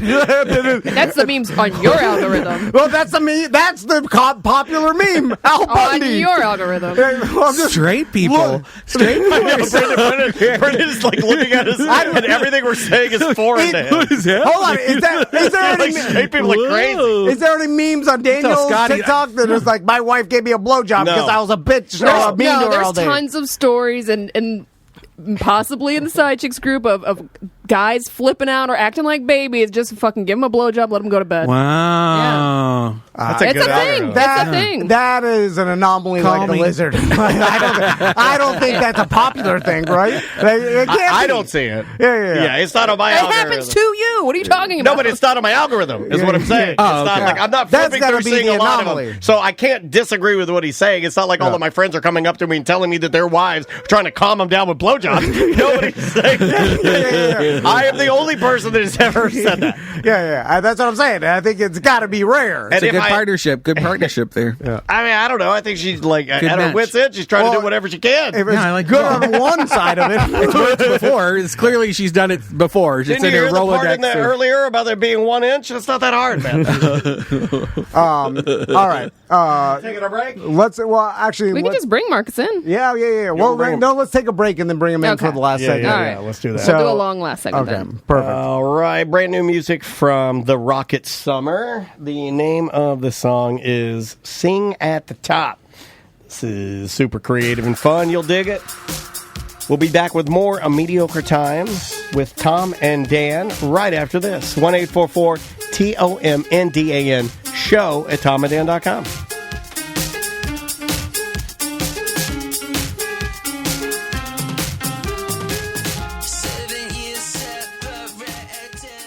Hey, you want some fast fun? Oh, buddy, boy, do I. I've got the number one. Seminole Power Sports. It is the time of year where getting out on the motorcycle, the side-by-side, maybe the watercraft. The watercraft? Yeah, okay, does it make me... Am I a fool... For every time, okay, that's I left myself open for that. But every time we roll around, like where we're kissing summer, I have these jet ski dreams. Yeah. Just get one. I know. Life's short. Life is short. Yeah. There's so many lakes here. I see Drew Garabo every morning. Drew Garabo will post some new like inspirational quote because he battled cancer and he beat it. You know, does he got a jet ski? Yeah, well, he says in the post this morning, he's like, if you wanted a jet ski, buy a jet ski. And I'm like, you know what, Drew? You're right. I'm gonna buy me a goddamn jet ski, the fastest supercharged one they got. Go talk to Don Kuhn at Seminole Power Sports right off Reinhardt Road in Sanford. Then they got Seminole Power Sports North in Eustis. Yep. They got Suzuki brand up there. But whether you want a side-by-side, four-wheeler, dirt bike, whether you want some road bikes, I want a street bike, dude. Street bike, scooters. I'm not even done with my electric conversion kit yet, and I'd rather just buy a motorcycle. Daniel's got his Ruckus from Seminole Power Sports. I love that bike, man. It's a 2017 Ruckus. It's flipping 2,000 miles probably this week, and I have to change the oil myself. Awesome. But if you don't want to do that, they have an awesome service department that you can take things to. Use their service department all the time for my son's four-wheelers. Sometimes you just don't want to mess with stuff. You keep telling me, I want to run up there and tell them to mount that tire for me to Seminole Power Sports, but you're like, don't do it. Do it yourself, Dan. Well, but Seminole knows how to do it. They got the tool. Yeah, you're right. There's certain things you just have them do it. It's going to save you a bunch of time. I don't even have a motorcycle lift. Yeah. And so if you're looking for any of these products, plus they've got a huge Yeti coolers a lot of outdoor kind of stuff. Like if you're out, accessories. Yeah, if you're out with your side-by-side enjoying nature, you're going to need a cooler, you're going to need some lights, a jacket, a helmet. Yeah, Honda generator. They got all the stuff. If you want to, we had a couple of listeners that bought side-by-sides and then just took them to the service department to get them like spinner rims on them and like stereo systems. Like, look, you can go crazy there if you want to, man, but make sure you send us the photos. It's Seminole Power Sports off Reinhardt Road in Sanford and Seminole Power Sports North in Eustis.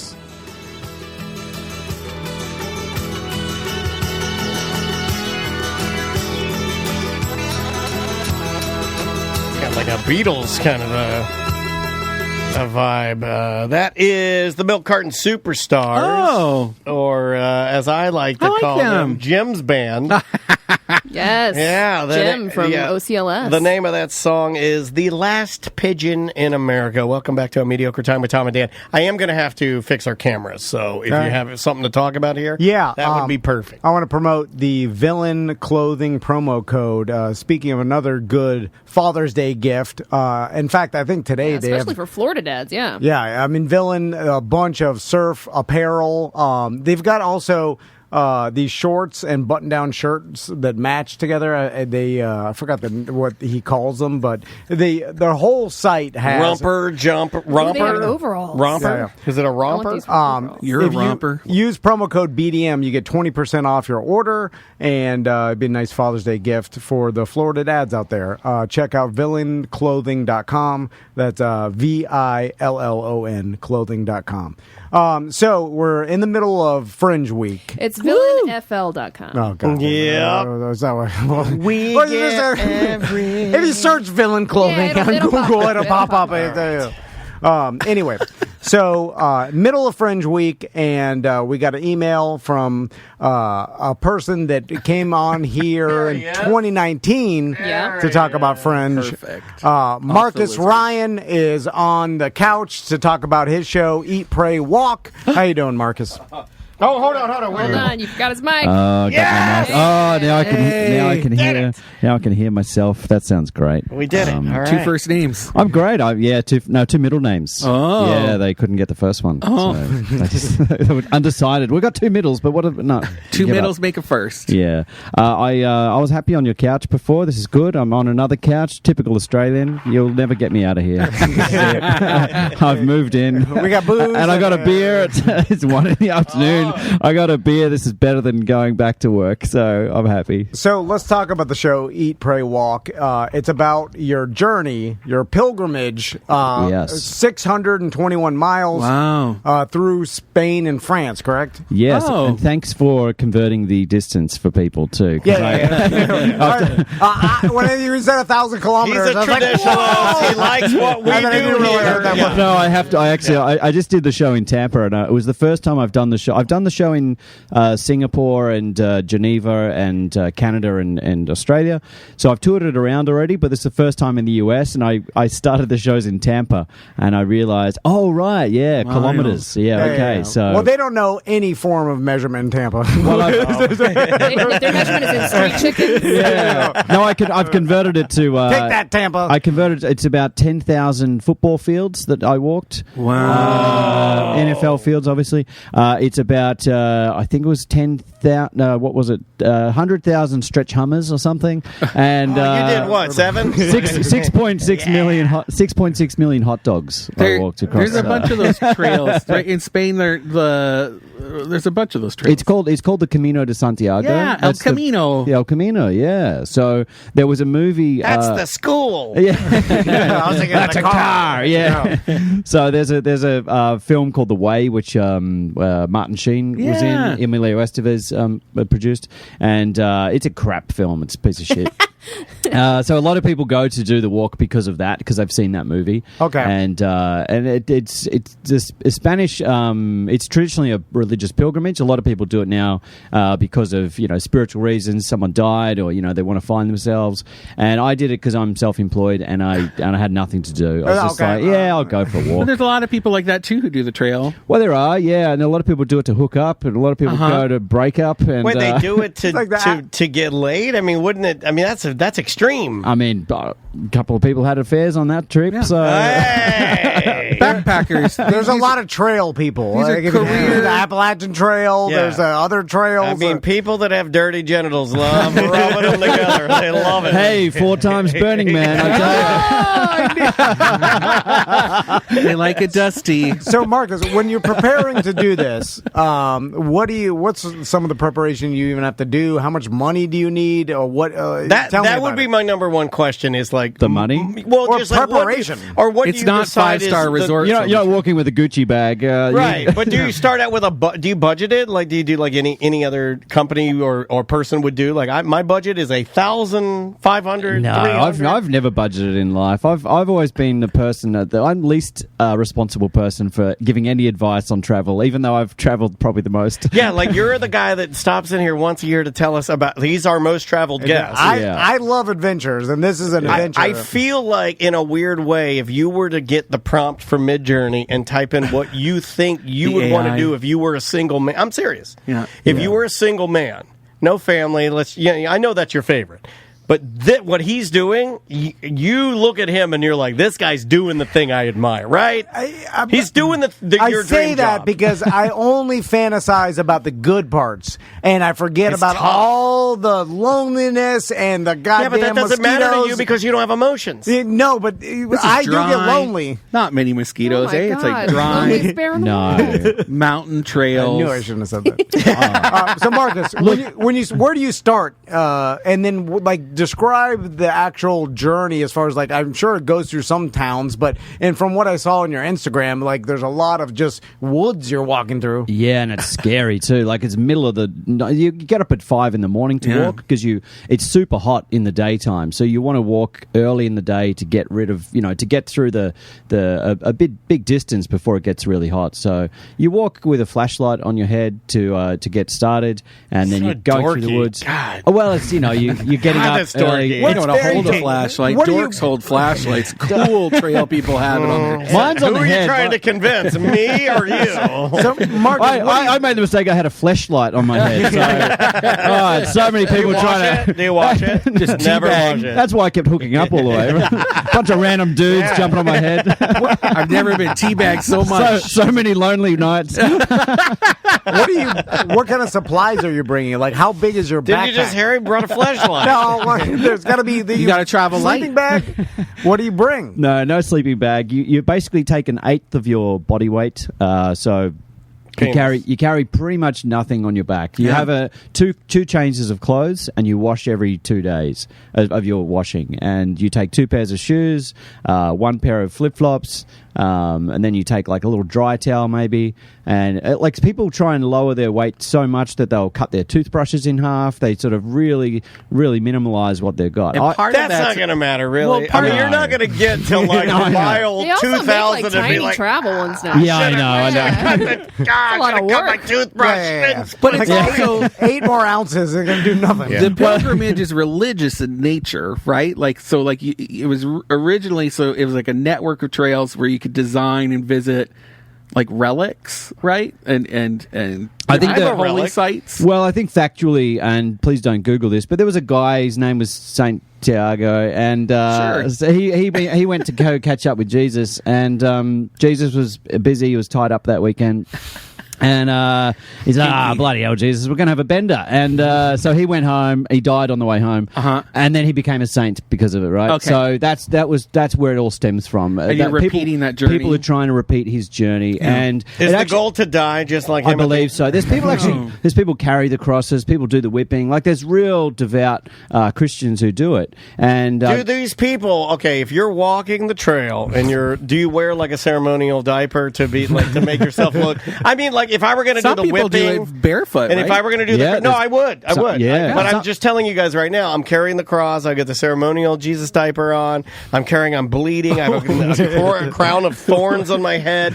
They've pierced my forehead. And the blood is starting to mix with sweat. Too much. It's kind of cascading down over my eyes, right? And I'm carrying this, and I've got like I don't know how many thousands of miles I've got to go, and then I stop and I lean my cross over to a tree, and then I reach into my Yeti cooler and pull out a Gatorade. Like, exactly. That's weird, right? That's just weird.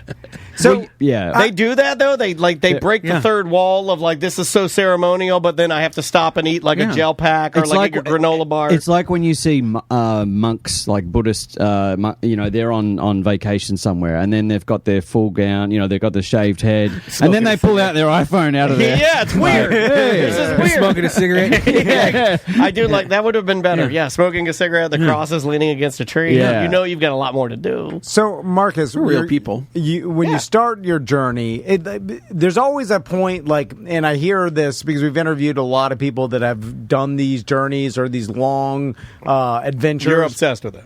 And there's always a point, and I've seen this, I've felt it a little bit, when, like anytime I was doing old radio bits, anytime it was longer than the show, or it's like you had to do it. What about your, what is it, 72 hours? or whatever the dumb bit is. There's always, like, immediately after, like, when the start fit, like, when you start it, you're kind of happy, and like, you're like, oh, this is a start, you're excited, and then, like, 5 hours into it, all of a sudden, the reality of how long it is or how much you're gonna have to do sets in, and then you start getting like, oh shit, like this is serious. The pink clouds start to fade away. You feel that too? That was about 3 days in. Okay. Wow. So there was a revolution when I walked through there. The Catalans were trying to get away from the rest of Spain. Always. So there was genuine protests in Barcelona when I first got there. There was like big protests. They were trying to break away. People went to jail. Like politicians went to prison for it.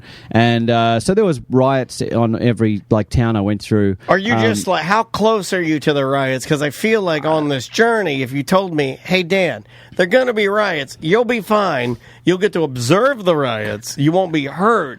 You'll just kind of navigate through the riots. I'd go, give me the riot. You know what I mean? Like, because I think it makes the adventure. Oh, yeah. And I was fine. Yeah. Like, living on the edge. I don't know. At this point, I think, because last time I was here, we talked about my South American trip, and I'd experienced riots through every country I'd been through in Brazil, and it's just the vibe you're bringing. Yeah, like it followed me, I think.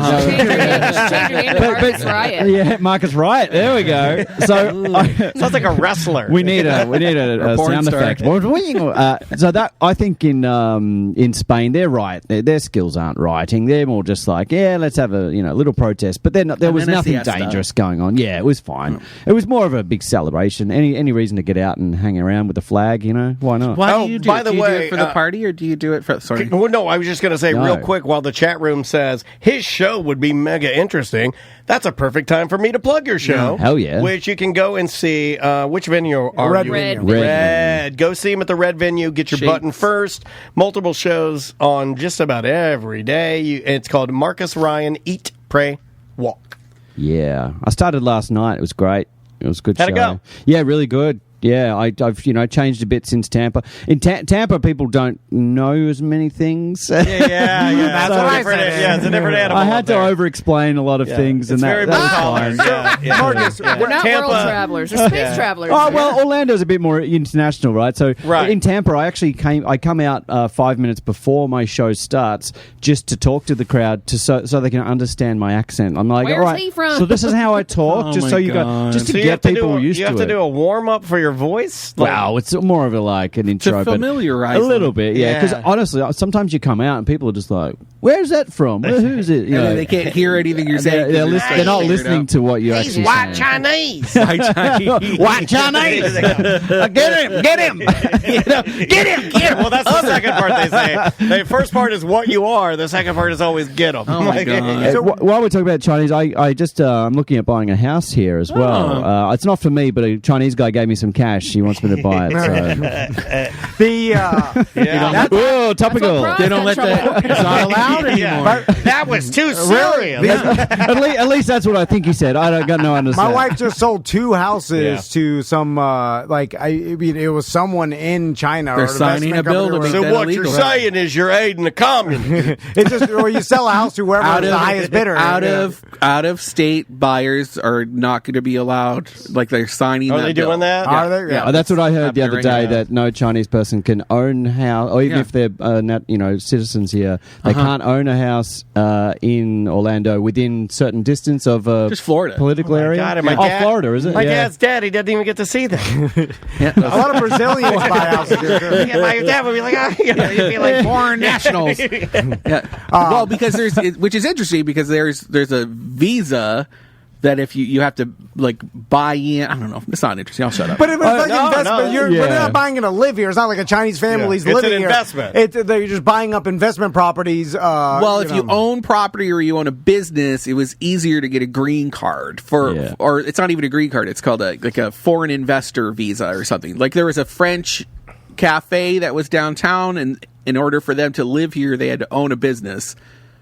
They were trying to sell it and move somewhere else, but because they couldn't, they all had to leave the country. They've lost their visa because they don't have their business anymore, basically. Way to bring the room down. Well, it's an interesting program. It's just an interesting program, is all. So, Marcus, where did you sleep on your journey? I'm curious, is it hotels, hostels, anywhere someone offers you a place to crash? I love that you keep coming back to my show, which is great, and that's what I'm here for. But I keep derailing my own promotion. That's fine. Let's talk about China right now. But that's why we like you, because every time you come in here, we are tangent based and we just go wherever we think we need to go. And I don't know why people still continue to listen to us, but they do, and they like that. I guess there are a lot of us out here that bounce around the room.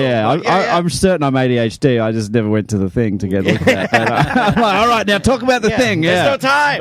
What's that? Shiny objects. There's little stations along the trail, right? Yeah, so they have these things. They call them LBG. I don't know how to pronounce it. It's essentially a LBGTQs. it's essentially a dormitory hostel, backpackers kind of thing. But they're built specifically for the pilgrims doing the walk. So you turn up to towns, you get this little booklet which has a list of all the places and how many beds each place has. So you kind of plan your walk hoping that you're going to get somewhere. You can't book ahead, you just turn up. Some of them have a couple of hundred beds in separate rooms. The biggest room I slept in with, in one room, 90 people in one space. And there's always is it like Swedish bunk beds? No, bunk beds, like hostel. Okay. Kids have bunks, right? So basically, 90 people in this one huge space. That's a lot of people. Is it awkward and or everybody nice? You asked me. You going to be able to change into your pajamas in front of everybody? I've had a couple of years at the Orgy Dome, so I'm fine. Like, who are the other people? Is it everybody on the journey? Yeah, it's specifically people doing the walk. So everyone sort of gets there, 1 or 2 in the afternoon. You get there, you wash your clothes. Some people have naps. You go out for dinner, and then you end up going to bed around 9 o'clock at night because everyone's getting up at 6 or whatever time in the morning. So everyone's got the same kind of pattern. You're not just turning up to a random town and no one knows what's going on. It's a path. And then they kind of end up in little pods, right? Like you could end up, depending on how fast you walk, like with the same people at most. Yeah, some people walk, maybe whatever average 15 miles a day kind of thing. You might walk double someone else, so you might not see them again, or you might slow down one day, have a rest day. People catch up. It's really cool. People go on their own and they meet people and they walk in groups. Others, I met this couple from Sweden, Olaf and Isabella. I bet you did. They were a couple and they broke up halfway through. Yeah, that's the couple you want to get around the Swedes, and then he breaks up and you're banging his hot ass. I've seen Super Troopers. But then the hard thing for them was they were walking the same journey. It's not like they were just traveling around Europe. No, you have to go back. Yeah, you got to give me one day because you're all walking to Santiago, so there's all one direction, right? So you can't really just. It's not like you're in Europe and you're like, I'm just going to go on a vacation somewhere else. Like they were like, all right, well now it's awkward. I'm walking. My God! Imagine if the Swedish wife starts then like. Walking with some other dude, and then you have to sit, and the rest of your pilgrimage is you watching your ex-wife, soon to be, walk with some other dude, and he, they're talking about you on that hill up ahead. Yeah, you know they are. I see them sipping out of their canteen, getting refreshed. Oh, he's talking about the size of my genitals. Oh, the size of his toothbrush. Exactly. No, I shaved it down. It's not the size; it's how you use it. Do the little places you stop and sleep? Do they cost money? Like you got to leave? I gotta go. Yeah, around 7. Oh my God, are you late? Okay. Brendan's got to go. Bye, Brendan. Brendan, we'll see you. Brendan O'Connor, everybody. Going on his pilgrimage. Yep, he's starting his walk now. Sometimes inspiration just come along if you want. Just strikes. And So, it costs about €7. Yeah, like €5-7 or something like that. And then what do you eat? Like, do you stop and eat? Are there long stretches with nothing? Or are there always you're walking through some town? Yeah, you tend to be walking through. There's always towns every like half an hour, 2 hours or whatever. So you can get food. Like you go to a supermarket, grab an apple, grab some, whatever you need to get to graze. I thought I took a bunch of food like the first day, thinking, I'm going to get hungry along the way. But if you go for a hike, you survive on trail mix and maybe a couple of granola bars or something. Gotcha. Each town you get to, there's so many cafes and things. So you might go to make a big sandwich for yourself, or the amazing thing about this walk is you discover how much your body can achieve if you just put your mind to it and do it, right? We all can achieve so much. We get lazy in life, but I was waking up 5 a.m. No one's pushing me to do anything. It's just me, and I'm like getting up. I walked for 6 miles before I've even had a drop of water or eat anything. And then I have a little espresso coffee and a little cafe bar thing, a little croissant, and then I walk again another 6 miles. So I've walked, like half a day, and I'm eating barely anything. And you just get used to it. It's a mindset. And then I walked across the country. And I'm like, you can do it. How long did it take you? Around 35 days, 38 days, I think. I had 2 rest days. So all up, I say 40 days. But it was like, there was 2 rest days I took so I could check out Leon, one of the big cities, and Santiago, which is where where it ends for a lot of people. But then I went across to the coast, which a lot of other people do. Then I walked around the coast a bit, and I got to 927 kilometers, roughly. And in my mind, I was like, that's a bit OCD. I need to round it up. Yeah. So I walked 3 days by myself backwards to another town where I knew a friend there. So I just said, I'll just go to that place. And that was funny because I was walking nowhere near any other people. I was literally just walking on highways, random towns, having to book hotels. And I passed these neighborhoods where locals were coming out of their houses, seeing that I'm a pilgrim, and they're going, "You're going the wrong way!" Like they're in talking in Spanish. Right. And I'm laughing. Yeah, you must be funny. Lost. I'm like, no, I know what I'm doing. Oh, that's sweet. Though. It was sweet, but it was just so funny because I had to try and convince these random people, like, no, you don't have to help me. I'm good. I'm an idiot, but I'm good. Here, we'd be like, look at this. I'm just killing some time here. And I was getting lost. I was like checking Google Maps offline to like, I think I can get a path through there. And I was cutting through bushes, and it was, there's a couple of moments where I was like, probably not great, but So there, I just from reading the bio of the show again, Eat, Pray, Walk. The one part says that you were lost in a desert. So what desert is? It's funny because I have no concept of like even on the map. Like I kind of know where France and Spain are, but like if you tell me like I walk from the Spain into France or whatever, it really doesn't compute. My dumb American geography brain. We're not used to it. I mean, like I don't think we're stressed. So, European history isn't stressed here. No. So if you told me there was a desert in Spain or France, I'll be like, really? I have no idea. Oh, that's interesting. So what's say like 35, 40 degrees Celsius? What's that? 100 and something Fahrenheit, right? I have no idea. Another question we don't know the answer to. So you talk to me like I'm from Tampa. Yeah. So I'm talking like Saskatchewan, that's Canada, but Iowa. Like I'm talking like Midwest, like flat stretches of road. So the Romans built these roads, and they were really flat stretches of road through these deserts. There's no shade. You're walking in the heat, and there's parts of it though because you follow these little yellow arrows. These are like they've been marked out for years where to like the basic to get through. Like most of the roads are pretty self-explanatory, but I didn't have apps. So I didn't have a smartphone. You didn't have a phone the whole time? I had a phone, but it wasn't. There's no internet. I didn't have a SIM card or anything, so I'm just sort of winging it. Like most people, you do cross paths. I like that you did not have a way to kill time. No, it's great. Yeah, there's no way for you to watch porno and jack off. It's hard to walk and jack off. Wow, that's usually... Did you go the whole time? I mean, usually I ask that question, but apparently I was too interested in our guest. I was trying to find myself, and I found myself. I was just, that's impressive. Just go 30-something days. That is impressive. It's nothing like a religious pilgrimage to make me horny. I feel like jacking off right now in this cathedral. I'm just asking the questions everybody else is thinking about. Really? I don't think I've ever been asked that one in 6 years. No one's asked you where'd you jack off? Where did you jack off on the Camino? It'll happen now. But you didn't pull over into the bushes? Like rub one out. You're like, God damn, it's been 2 weeks. You gotta do it before, like right before you take the first step. Yeah, but there's some point, like you're alone in the bushes, and then you're like, I'm just gonna go out. You get horny, right? After days and days. I think there's too many guys in the bushes jacking off, like surprising people. Yeah, you run in there. There's 60 other guys. Is that a pervert? No, he's just a pilgrim. He just gets horny after time. Back to the desert. Sorry. Yes. So there's you wake up in the morning. It's dark and you leave. And I was walking with this French girl I'd met. We'd had a little fling, and we said, "Oh yeah, we'll leave today and we'll go." And she left like 5 minutes ahead of me, and I was like, "I'll catch up." I just had to pack up my stuff. By the way, I forgot you had the option to hook up with actual women. Yeah. He's like, I had a fling with a French girl. He's like, I'll be right there. Yeah. I have to wipe my ding dog off. Well, that's why you didn't have to go to the bushes. That's what. When you said that, you'll be like, she's like, I'm leaving 5 minutes ahead. Yes, you go pee me out. I'll wipe myself off, and I'll see you on the train. No. Okay. Just leaving in the morning. And then, so she left, and she followed the right direction, and I just got lost, and I went out of town, and I went the completely wrong way, and I ended up out lost in the woods and then desert area. So it gets hot in the middle of the day. There was nobody around.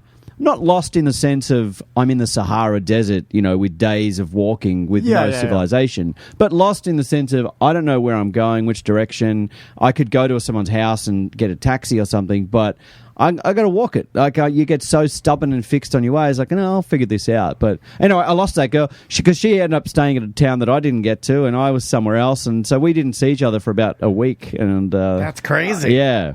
And so when you're like, you got a routine down where you're waking up, before the sun rises, and then you're walking while it's cool, and you just fall into that daily routine of just walk every single day. And then do you allow yourself to like hang out and party at any place, or like when you're at, there's a ton of people on this trail, and I've heard from like the Appalachian Trail and like other, like people get together and then they hang out and they'll go to town and they'll drink or whatever. whatever.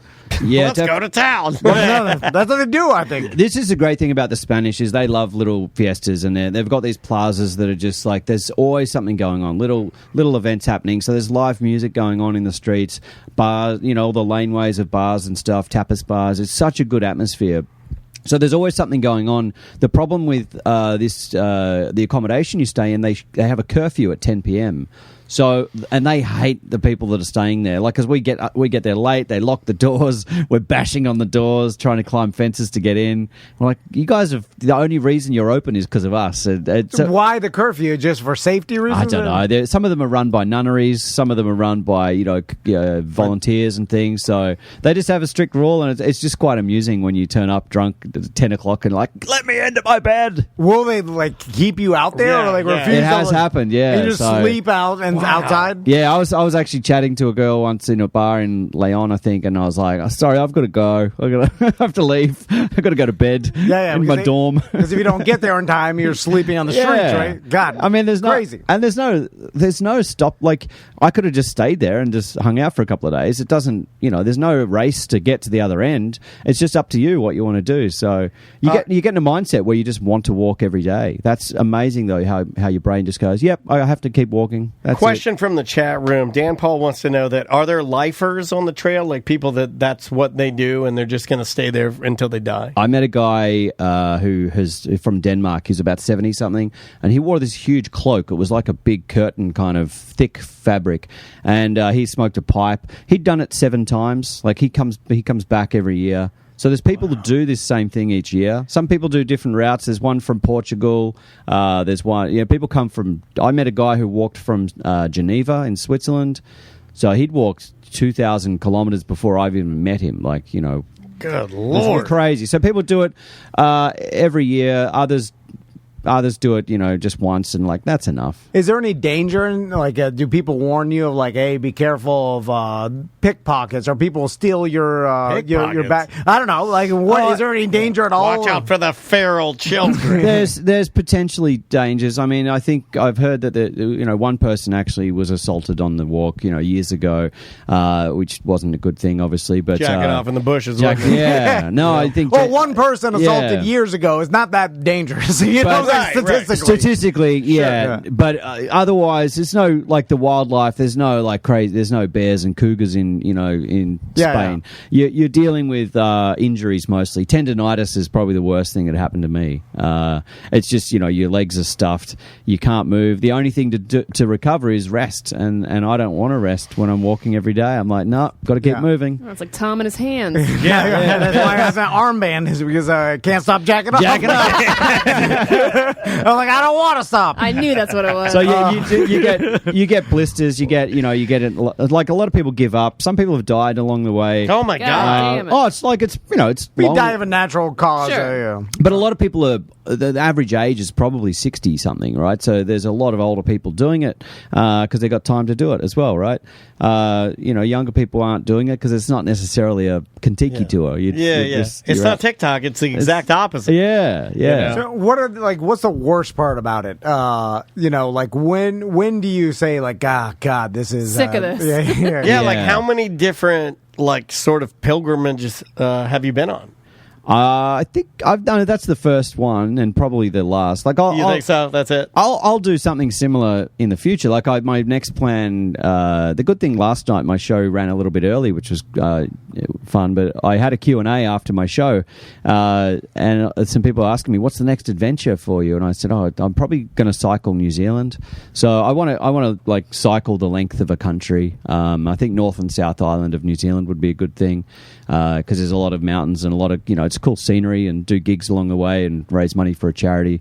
So, dope, man. But that kind of thing, that interests me to do different stuff, or the Mongol Rally, those shitbox car races people do. I don't know if you know that. What is this? Yeah, you have to have a car, and it can only be worth under $1,000 or something. It has to be a piece of crap. Okay. And you you cover the car with all the sponsors and labels. We should do that. Yeah. It'd be a great idea. You guys should do it because you can get sponsors on board. World down here. Just get one person who knows how to change a tire, and you'll be good. Yeah, I know how to change a tire. And you do Grab so. truck There's races. They go right from like Eastern Europe, and you drive right across Europe into Mongolia. So that's the Mongol Rally, I think it's called.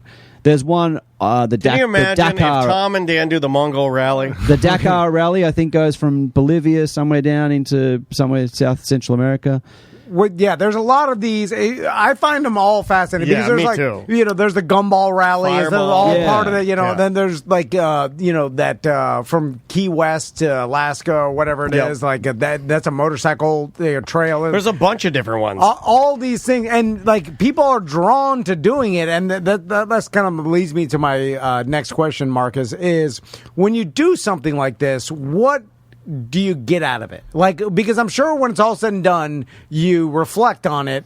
Do you get the most out of it when you're on the journey or when it finishes? Like, tell me about mentally where you're at when you do these things. So I did it, especially this Camino walk. Everyone's going to ask you, what's your intention? So why are you doing it? And that's a big thing. I didn't know that's going to be asked. So my advice would be to know why you're doing it, because it's just going to be annoying talking to people. Okay, all right, that's good. Who are you doing this for? Why?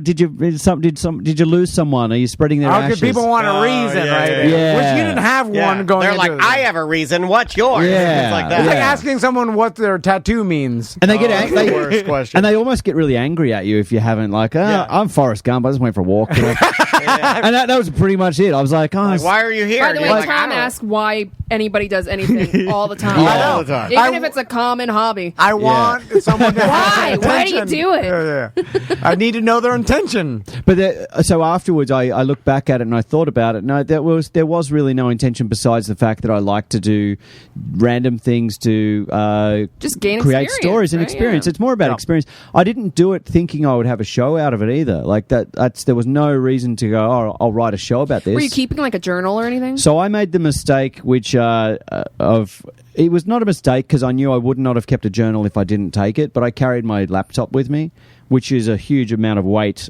considering what you should be carrying, right? So that was a big weight, but I knew that if I was just trying to journal on a notebook or my phone, I would get distracted. I can't type like that. So I took my laptop so I could write, and I wrote about 1,000 words every single day just to create a diary. And I even I posted that on my Facebook, so people were following that little journey of mine, and they were enjoying it, and they were following it. So at the end of that, I realized, I've got about 40,000 words here, and I should turn this into something. So then probably 6 months later, I went back to Australia, and I realized I could put it together and make a show out of it, and it's turned into something really good. So that's awesome. I get a lot of great reviews from reviewers and audience members coming up. Some are crying, some are like finding it really inspiring and motivational.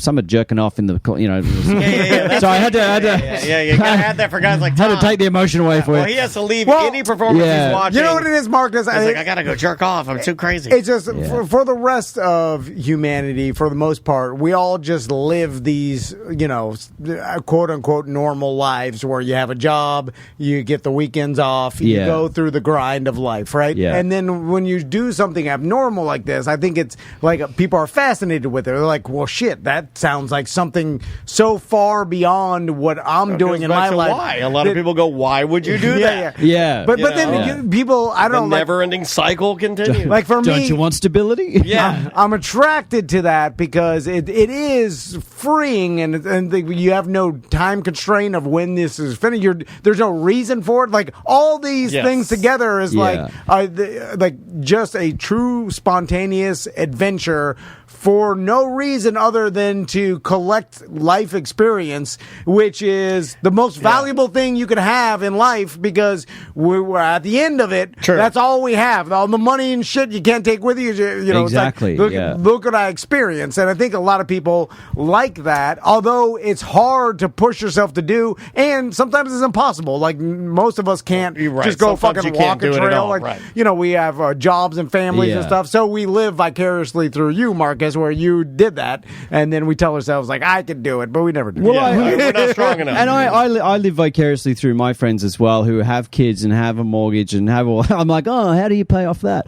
And so, but also like they, I get to visit my friends who have kids, and then I get to see how their life is, and I enjoy that. I've got 7 nieces and nephews, and I'm kind of like, I'm okay with that. That's fine for me. I've looked at that option of life, and I've also thought, I just don't think it's my lifestyle. So I like to do it'd be a prison for you, Mark. You wake up every day for work. You'll be your coffee. Your kids are screaming. They don't want to eat their goddamn Lunchables. All you want to do is walk to a place where you and 60 of your homies can jack off in the bushes.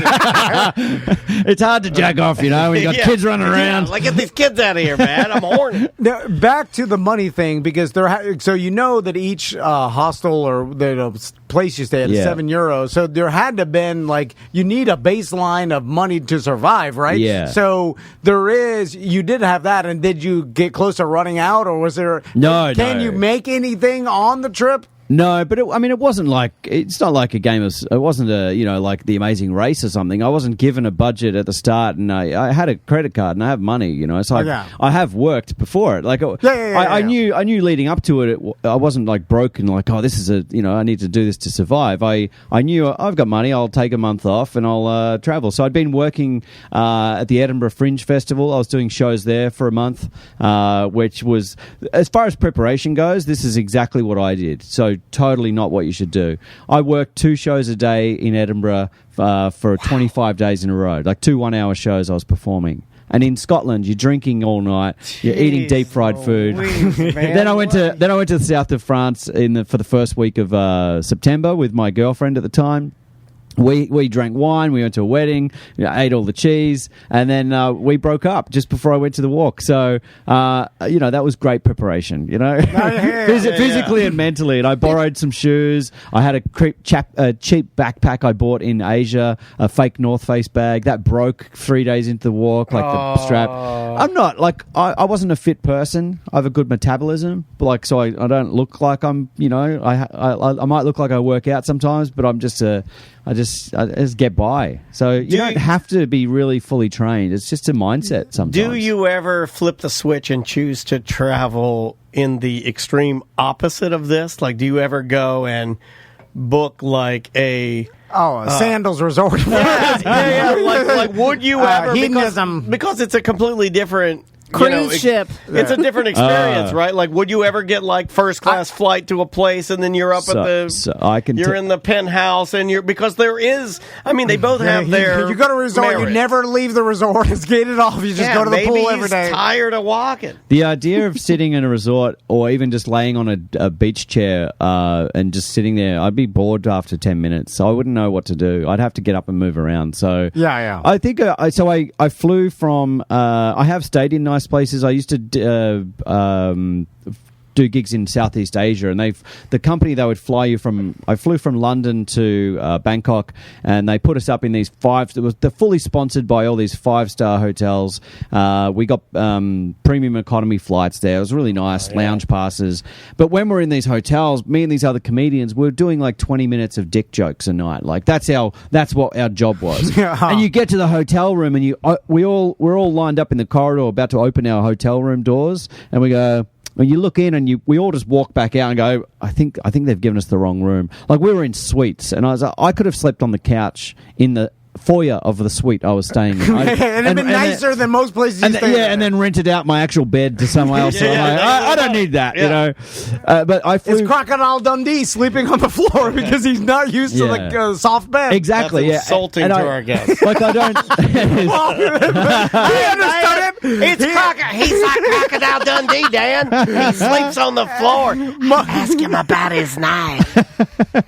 Don't say that out loud. You could think it all day long. I flew this year, and I do fly good flights sometimes because of friends and things like that. You should. A good flight is awesome. I've never traveled. I've never used points or frequent flyer things. I've always gone the cheapest. We only use flight. our points to fly in comedians for our events. Yeah, because we are cheap. And I do say thank you for flying me in today. It's great. I It's appreciate appreciated. that. Yeah, you're more than welcome. From the other side of Orlando with your chopper.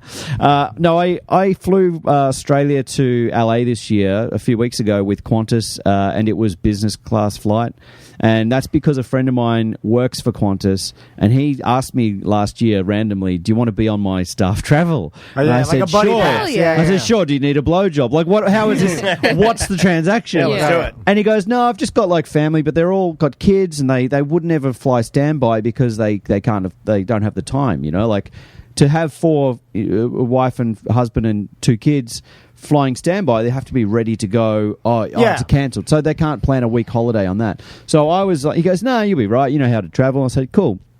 So I flew Melbourne to LA this year, business class, and it cost me the tax. So it was I think it was a $500 Australian $500, so $250 US. Yeah. Business class, fully like God, that would have been capsule. $2,000 ticket or something, right? Even right now, an economy flight Melbourne to LA was about $1,500 to Okay. So business class, we're talking 5,000, 8,000? easily, over probably $5K. $8,000 ticket. Like, you know, it's insane. Easily, And then when yeah. you're sitting there like, oh my God, this is so nice. I've done that with Buddy Pass. So I was jacking off and they got were you in a pod? I don't understand the price of anything anymore. Those Four Season hotel, the suite that we had during COVID. Yeah. Like my family, like, you know, everything shut down. They opened Yeah. up Four Seasons here, and we got like this amazing room for 4 days. It was like $300 a night, but it was like a suite with like the lazy river and the whole nine. And then you go back to book that room now, and it's like $5,000 a night. And I'm like, well, what are you going to do there I don't for the night? understand that anymore, because it can't be 5,000 one time and 300 during the Well, they were trying to get people to stay there because everything was shut down. You've ruined it for me now. You've got to ruin it for me now. It doesn't make sense that I don't understand how it works. But look, to be in those kind of positions, it's just such a nice little moment, you know. And even my mum, she texts me and it's like, "Oh, wow, you're in business. It must be, you know, is there a important person next to you?" And I messaged my mum, I was like, "You're important. Like, treat yourself to this sort of shit. You've got them." Like, my parents have done well for themselves, but they're of that generation where they won't spend money on anything like that. Yeah. It's like, Your do it grandpa once, was like you know? that. But you know what the problem But when he is? finally bought his EcoBoost truck, he was very happy about that. When you spend the money on that first class ticket or whatever, it's so much that you have buyer's remorse Instantly. When you're at the end of it, you're just like, well, now it's over. And I landed, and that shit was $5,000, and I could have used that money. That's over. Right. That little experience, and then when you're sitting there, you want to get the most out of it, so you don't want to sleep. You're eating all the gummy bears. You know? You're like, like extra everything. And the same thing with the hotel. And back to the resorts. In like all these sitcoms, like Modern Family, like they'll do the Modern Family from Hawaii. They'll do the quintessential Hawaii episode, and in the episode, the family's just sitting around the pool at the resort.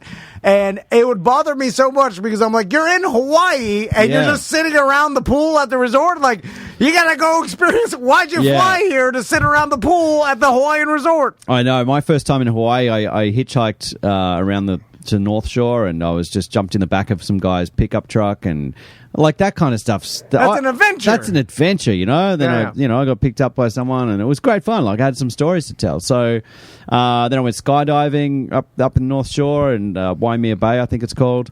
And it was like a magical time. But, you know, I went to Turtle Bay, whatever that famous hotel is, and had a look at it. I was like, these people seem boring. They're just sitting by the pool. Well, this is how rich people live. This is shit. You know? Yeah, no adventure. Yeah, they said money's great, but it's also you got to live for it. You got to do something. You got to go and do something. Yeah. Well, Marcus, thanks so much for coming in. We appreciate it. We love having you. Red Venue. Yep. Eat, Pray, Walk. Yes. Get your Fringe button at orlandofringe.org. You got to have a button and a ticket. So you got to have both. But yeah, you can go to orlandofringe.org for all of the info on everything. Oh, yeah. How many people, Marcus, because you got a lot of followers and people and from these shows, then get inspiration and go want to do these you get a lot. So copycat folks that reach out to you. Yeah, exactly. So last night I had a couple who've actually done the walk, so that was great. I had a lot I usually get a lot of people who've done the walk come see the show, but a lot of people get inspired from it. I've had a lot of people come up and they want to hug you and talk to you, and it's really beautiful because it's this show for me is not as funny as the one I've done before, like about South America. That's more joke. This one's got a better message and really important for me to tell. But it is funny as well, so it's really nice shows to different sides of you as a performer. Yeah, too, I think it's a more important thing to talk about. You're not always dick jokes. You're not always jacking off. Sometimes there's some serious stuff we got to talk about. It is that essential thing about intention and why we should do stuff. And you got a short time on this planet. Just you got to get out there and do it. No one's going to do it for you, So that's why I do it. And I like to travel and sacrifice my stability for those things. And that's what I give back to the world, hopefully in a good way. Well, it's another thing too is from all these people I've talked to that have done these adventures, and you can attest to this too, and because maybe I'm wrong, but they all seem to have appreciated at the ending of what they did. Like I haven't heard a story where people are like, "Nah, I hated it." Like I wish I didn't do that. Like, no, there's got to be that guy. But I'd say if we're playing odds, most people get what they need to get out of it. But it seems like most people are glad they did it. And I was going to ask you, like, have you ever met someone who's done one of these things, like adventures, and been mad that they did it? Because that doesn't seem to exist. I feel like they wouldn't do it, right? If it's not their thing, they probably wouldn't even do it. I mean, from design, they're already weeded out. Yeah. I hated it at times. Like, there were moments I was like, what am I doing this for? And you have to. That's part of the experience. But I'm also a comedian, so I do analyze and be cynical with a lot of stuff, too. Sure. So, and even in my show, I rip the shit out of it. Like, I make fun of the movie, the way that people go there for that reason. I talk about the negatives all the time, because that's where the humor is. Right. Of course, yeah. But overall, it's like, I did it, and there's experiences like that. So you got to go through hell to come out on the other side. Of course, I also feel like that you are afforded that right because you did it. Yeah. So you're the perfect person to go and talk about the negative because you're not talking about the negative and never done it. We all hate those people. Yeah. You're talking about the negative after experiencing it, and we love those people. And there's influencers out there who are like, oh, everything's beautiful, this is nice, and blah blah blah. So get stuff. Like there's shit, good and bad. That happens, and you got to go through that. But I'll lay it out truthfully what happens, and I say, this is terrible. Like this is good. There's some parts of it, but it's up to you how you want to experience it. So, but that's the reality with everything, and that's your life. That you have to have bad experiences to appreciate the good ones, and vice versa. And then, so but my point is, like anybody who does this and accomplishes it without quitting is going to, at the end, appreciate the fact that they did it. It seems like a 100% success rate of people finishing something like this and saying to themselves, I'm glad I experienced that. Yeah. And that, to me, the fact that it's 100% of people that finish it, appreciate it, means that people should do more of that because everybody likes it at the end or is glad they did it. Yeah. There's hard times during the middle of it. Of course. But when you finish it, you always, it's like running a marathon. The feeling of accomplishment is something everybody needs to feel because I think if you continue to try to accomplish things, you'll be better for it. Yeah. Exactly. And there was moments where you've achieved something at the end and you go, wow, that was really good. Like you do walk away going, oh, I can do that. Like, and now it's funny now because sometimes I'll be lazy, like I'll be on the couch, I'm like, oh, I don't want to go out there. It's like I'll drive there and then I have to stop myself and slap myself and go, you dickhead! You walked across the country. You can, give your legs a break. It's fine. You feel like you're like, I can't be bothered doing that. I don't want to go to McDonald's and you get the McDouble meal and you get with a Diet Coke. Yeah, I mean, you should have just walked there. It's like when people say, "Come on, do you want to come out to the dinner?" It's like, nah, it's too far. I can't do it. It's like too far. You just walk it. I used to do that. Yeah, but it's anyway. Look, I'm glad I get to take this around. I'm going to Atlanta as well, which I've never been there, so that'll be the next time. Oh, what a great city. I love Atlanta. Yeah, never been. And then I'm taking this show to Iceland, so that's a new country for me. Back to Edinburgh and then Estonia. So I'm going to tour it around like this year. So awesome. If you're back in Orlando ever, just I mean, do Of exactly course. what you did. He hit us up. He hit me up. He's like, hey, you got room? I'm like, let's find out. Like I said, when I messaged Sam, I said this is the best part of my time when I came back to Orlando. That, man. We love having you in. We love your stories. Besides taking mushrooms at Universal, so that's fun too. Did you ride anything? So what I hear is we're going on a mud walk, right? Yeah, mushroom mud walk. Why not? I'm down. Come on, Tom. We got to get those new stories. The problem with Grand Adventures is... Wait a minute, is this where we're at now? We're at Jerry's final thought, everybody. R.I.P. He's doing it. And this is because I could talk a big game. Are we going to find out about his two kids? He's like, thank you, Marcus. All right. The problem with... My kids don't like to do anything. I could talk a big game about how life's about experiences. No, but get out there, he's doing what you want to do, right? Yeah. But then I always get to the end. I'm like, well, when the computer turns off, it'll be gone. I can't take my so you're adventures. saying the experiences that you're collecting, they won't exist so anymore. Why bother? Because if they're just going to be turned off. I'm joking. I actually like what you're saying. This is the only thing you've ever said on the show that I support. Yeah. So if you're it's a lot of work when for it to disappear one day. Yeah, if you unplug my brain, all this goes away. Then why the fuck am I doing anything? Isn't having kids the same thing though? Exactly. Like you're well, they live on though, and so That's who knows? true. And but your brain's off. So what's the difference? Exactly. It's you're the ones who are off. Your memory's gone. but he's okay with it because he's winded up his toys and sent them out in different directions. Yeah. But my DNA is in some other humans, and they're going to live on. So it's kind of like I'm living an endless life through them. That's a legacy. Just as good. That's a legacy. Like some people need that for ego or whatever it is. It's like Get out, Marcus. So let's I'm not saying it. No, I'm not saying I'm saying it. This guy's Mr. Ego. Like why do we like? I've seen what my nephews look like, and let's face it, the future's not great. All right? I'm like, I don't think we need to repeat these His genes. son's whole backpack was filled with water. Yeah, I mean, you got water floating in your backpacks. I mean, come on. I don't think that needs to carry. Turn that computer off. It's like an old gateway. It takes a while to power down. You know we all know it. You unplug it and you look at the source, the brick, and that green light stays on. It stays on for a solid minute and a half because it doesn't want to give up. But then you see it start to fade. And then it fades. It's like, how is it fading? The electricity's off. It should be instantly off. It's fading. Like it's running out. Self-aware. Have you tried turning it off and on again, Tom? Marcus, thanks so much for coming in. We appreciate it. Thank you, man. We appreciate you. We love you. And congrats and follow on the him on shows. social media, too, at It's Marcus Ryan. Yeah, follow please. him on social. And then, guys, make sure you snag these tickets in the Red Venue. It's Marcus Ryan, at It's Marcus Ryan.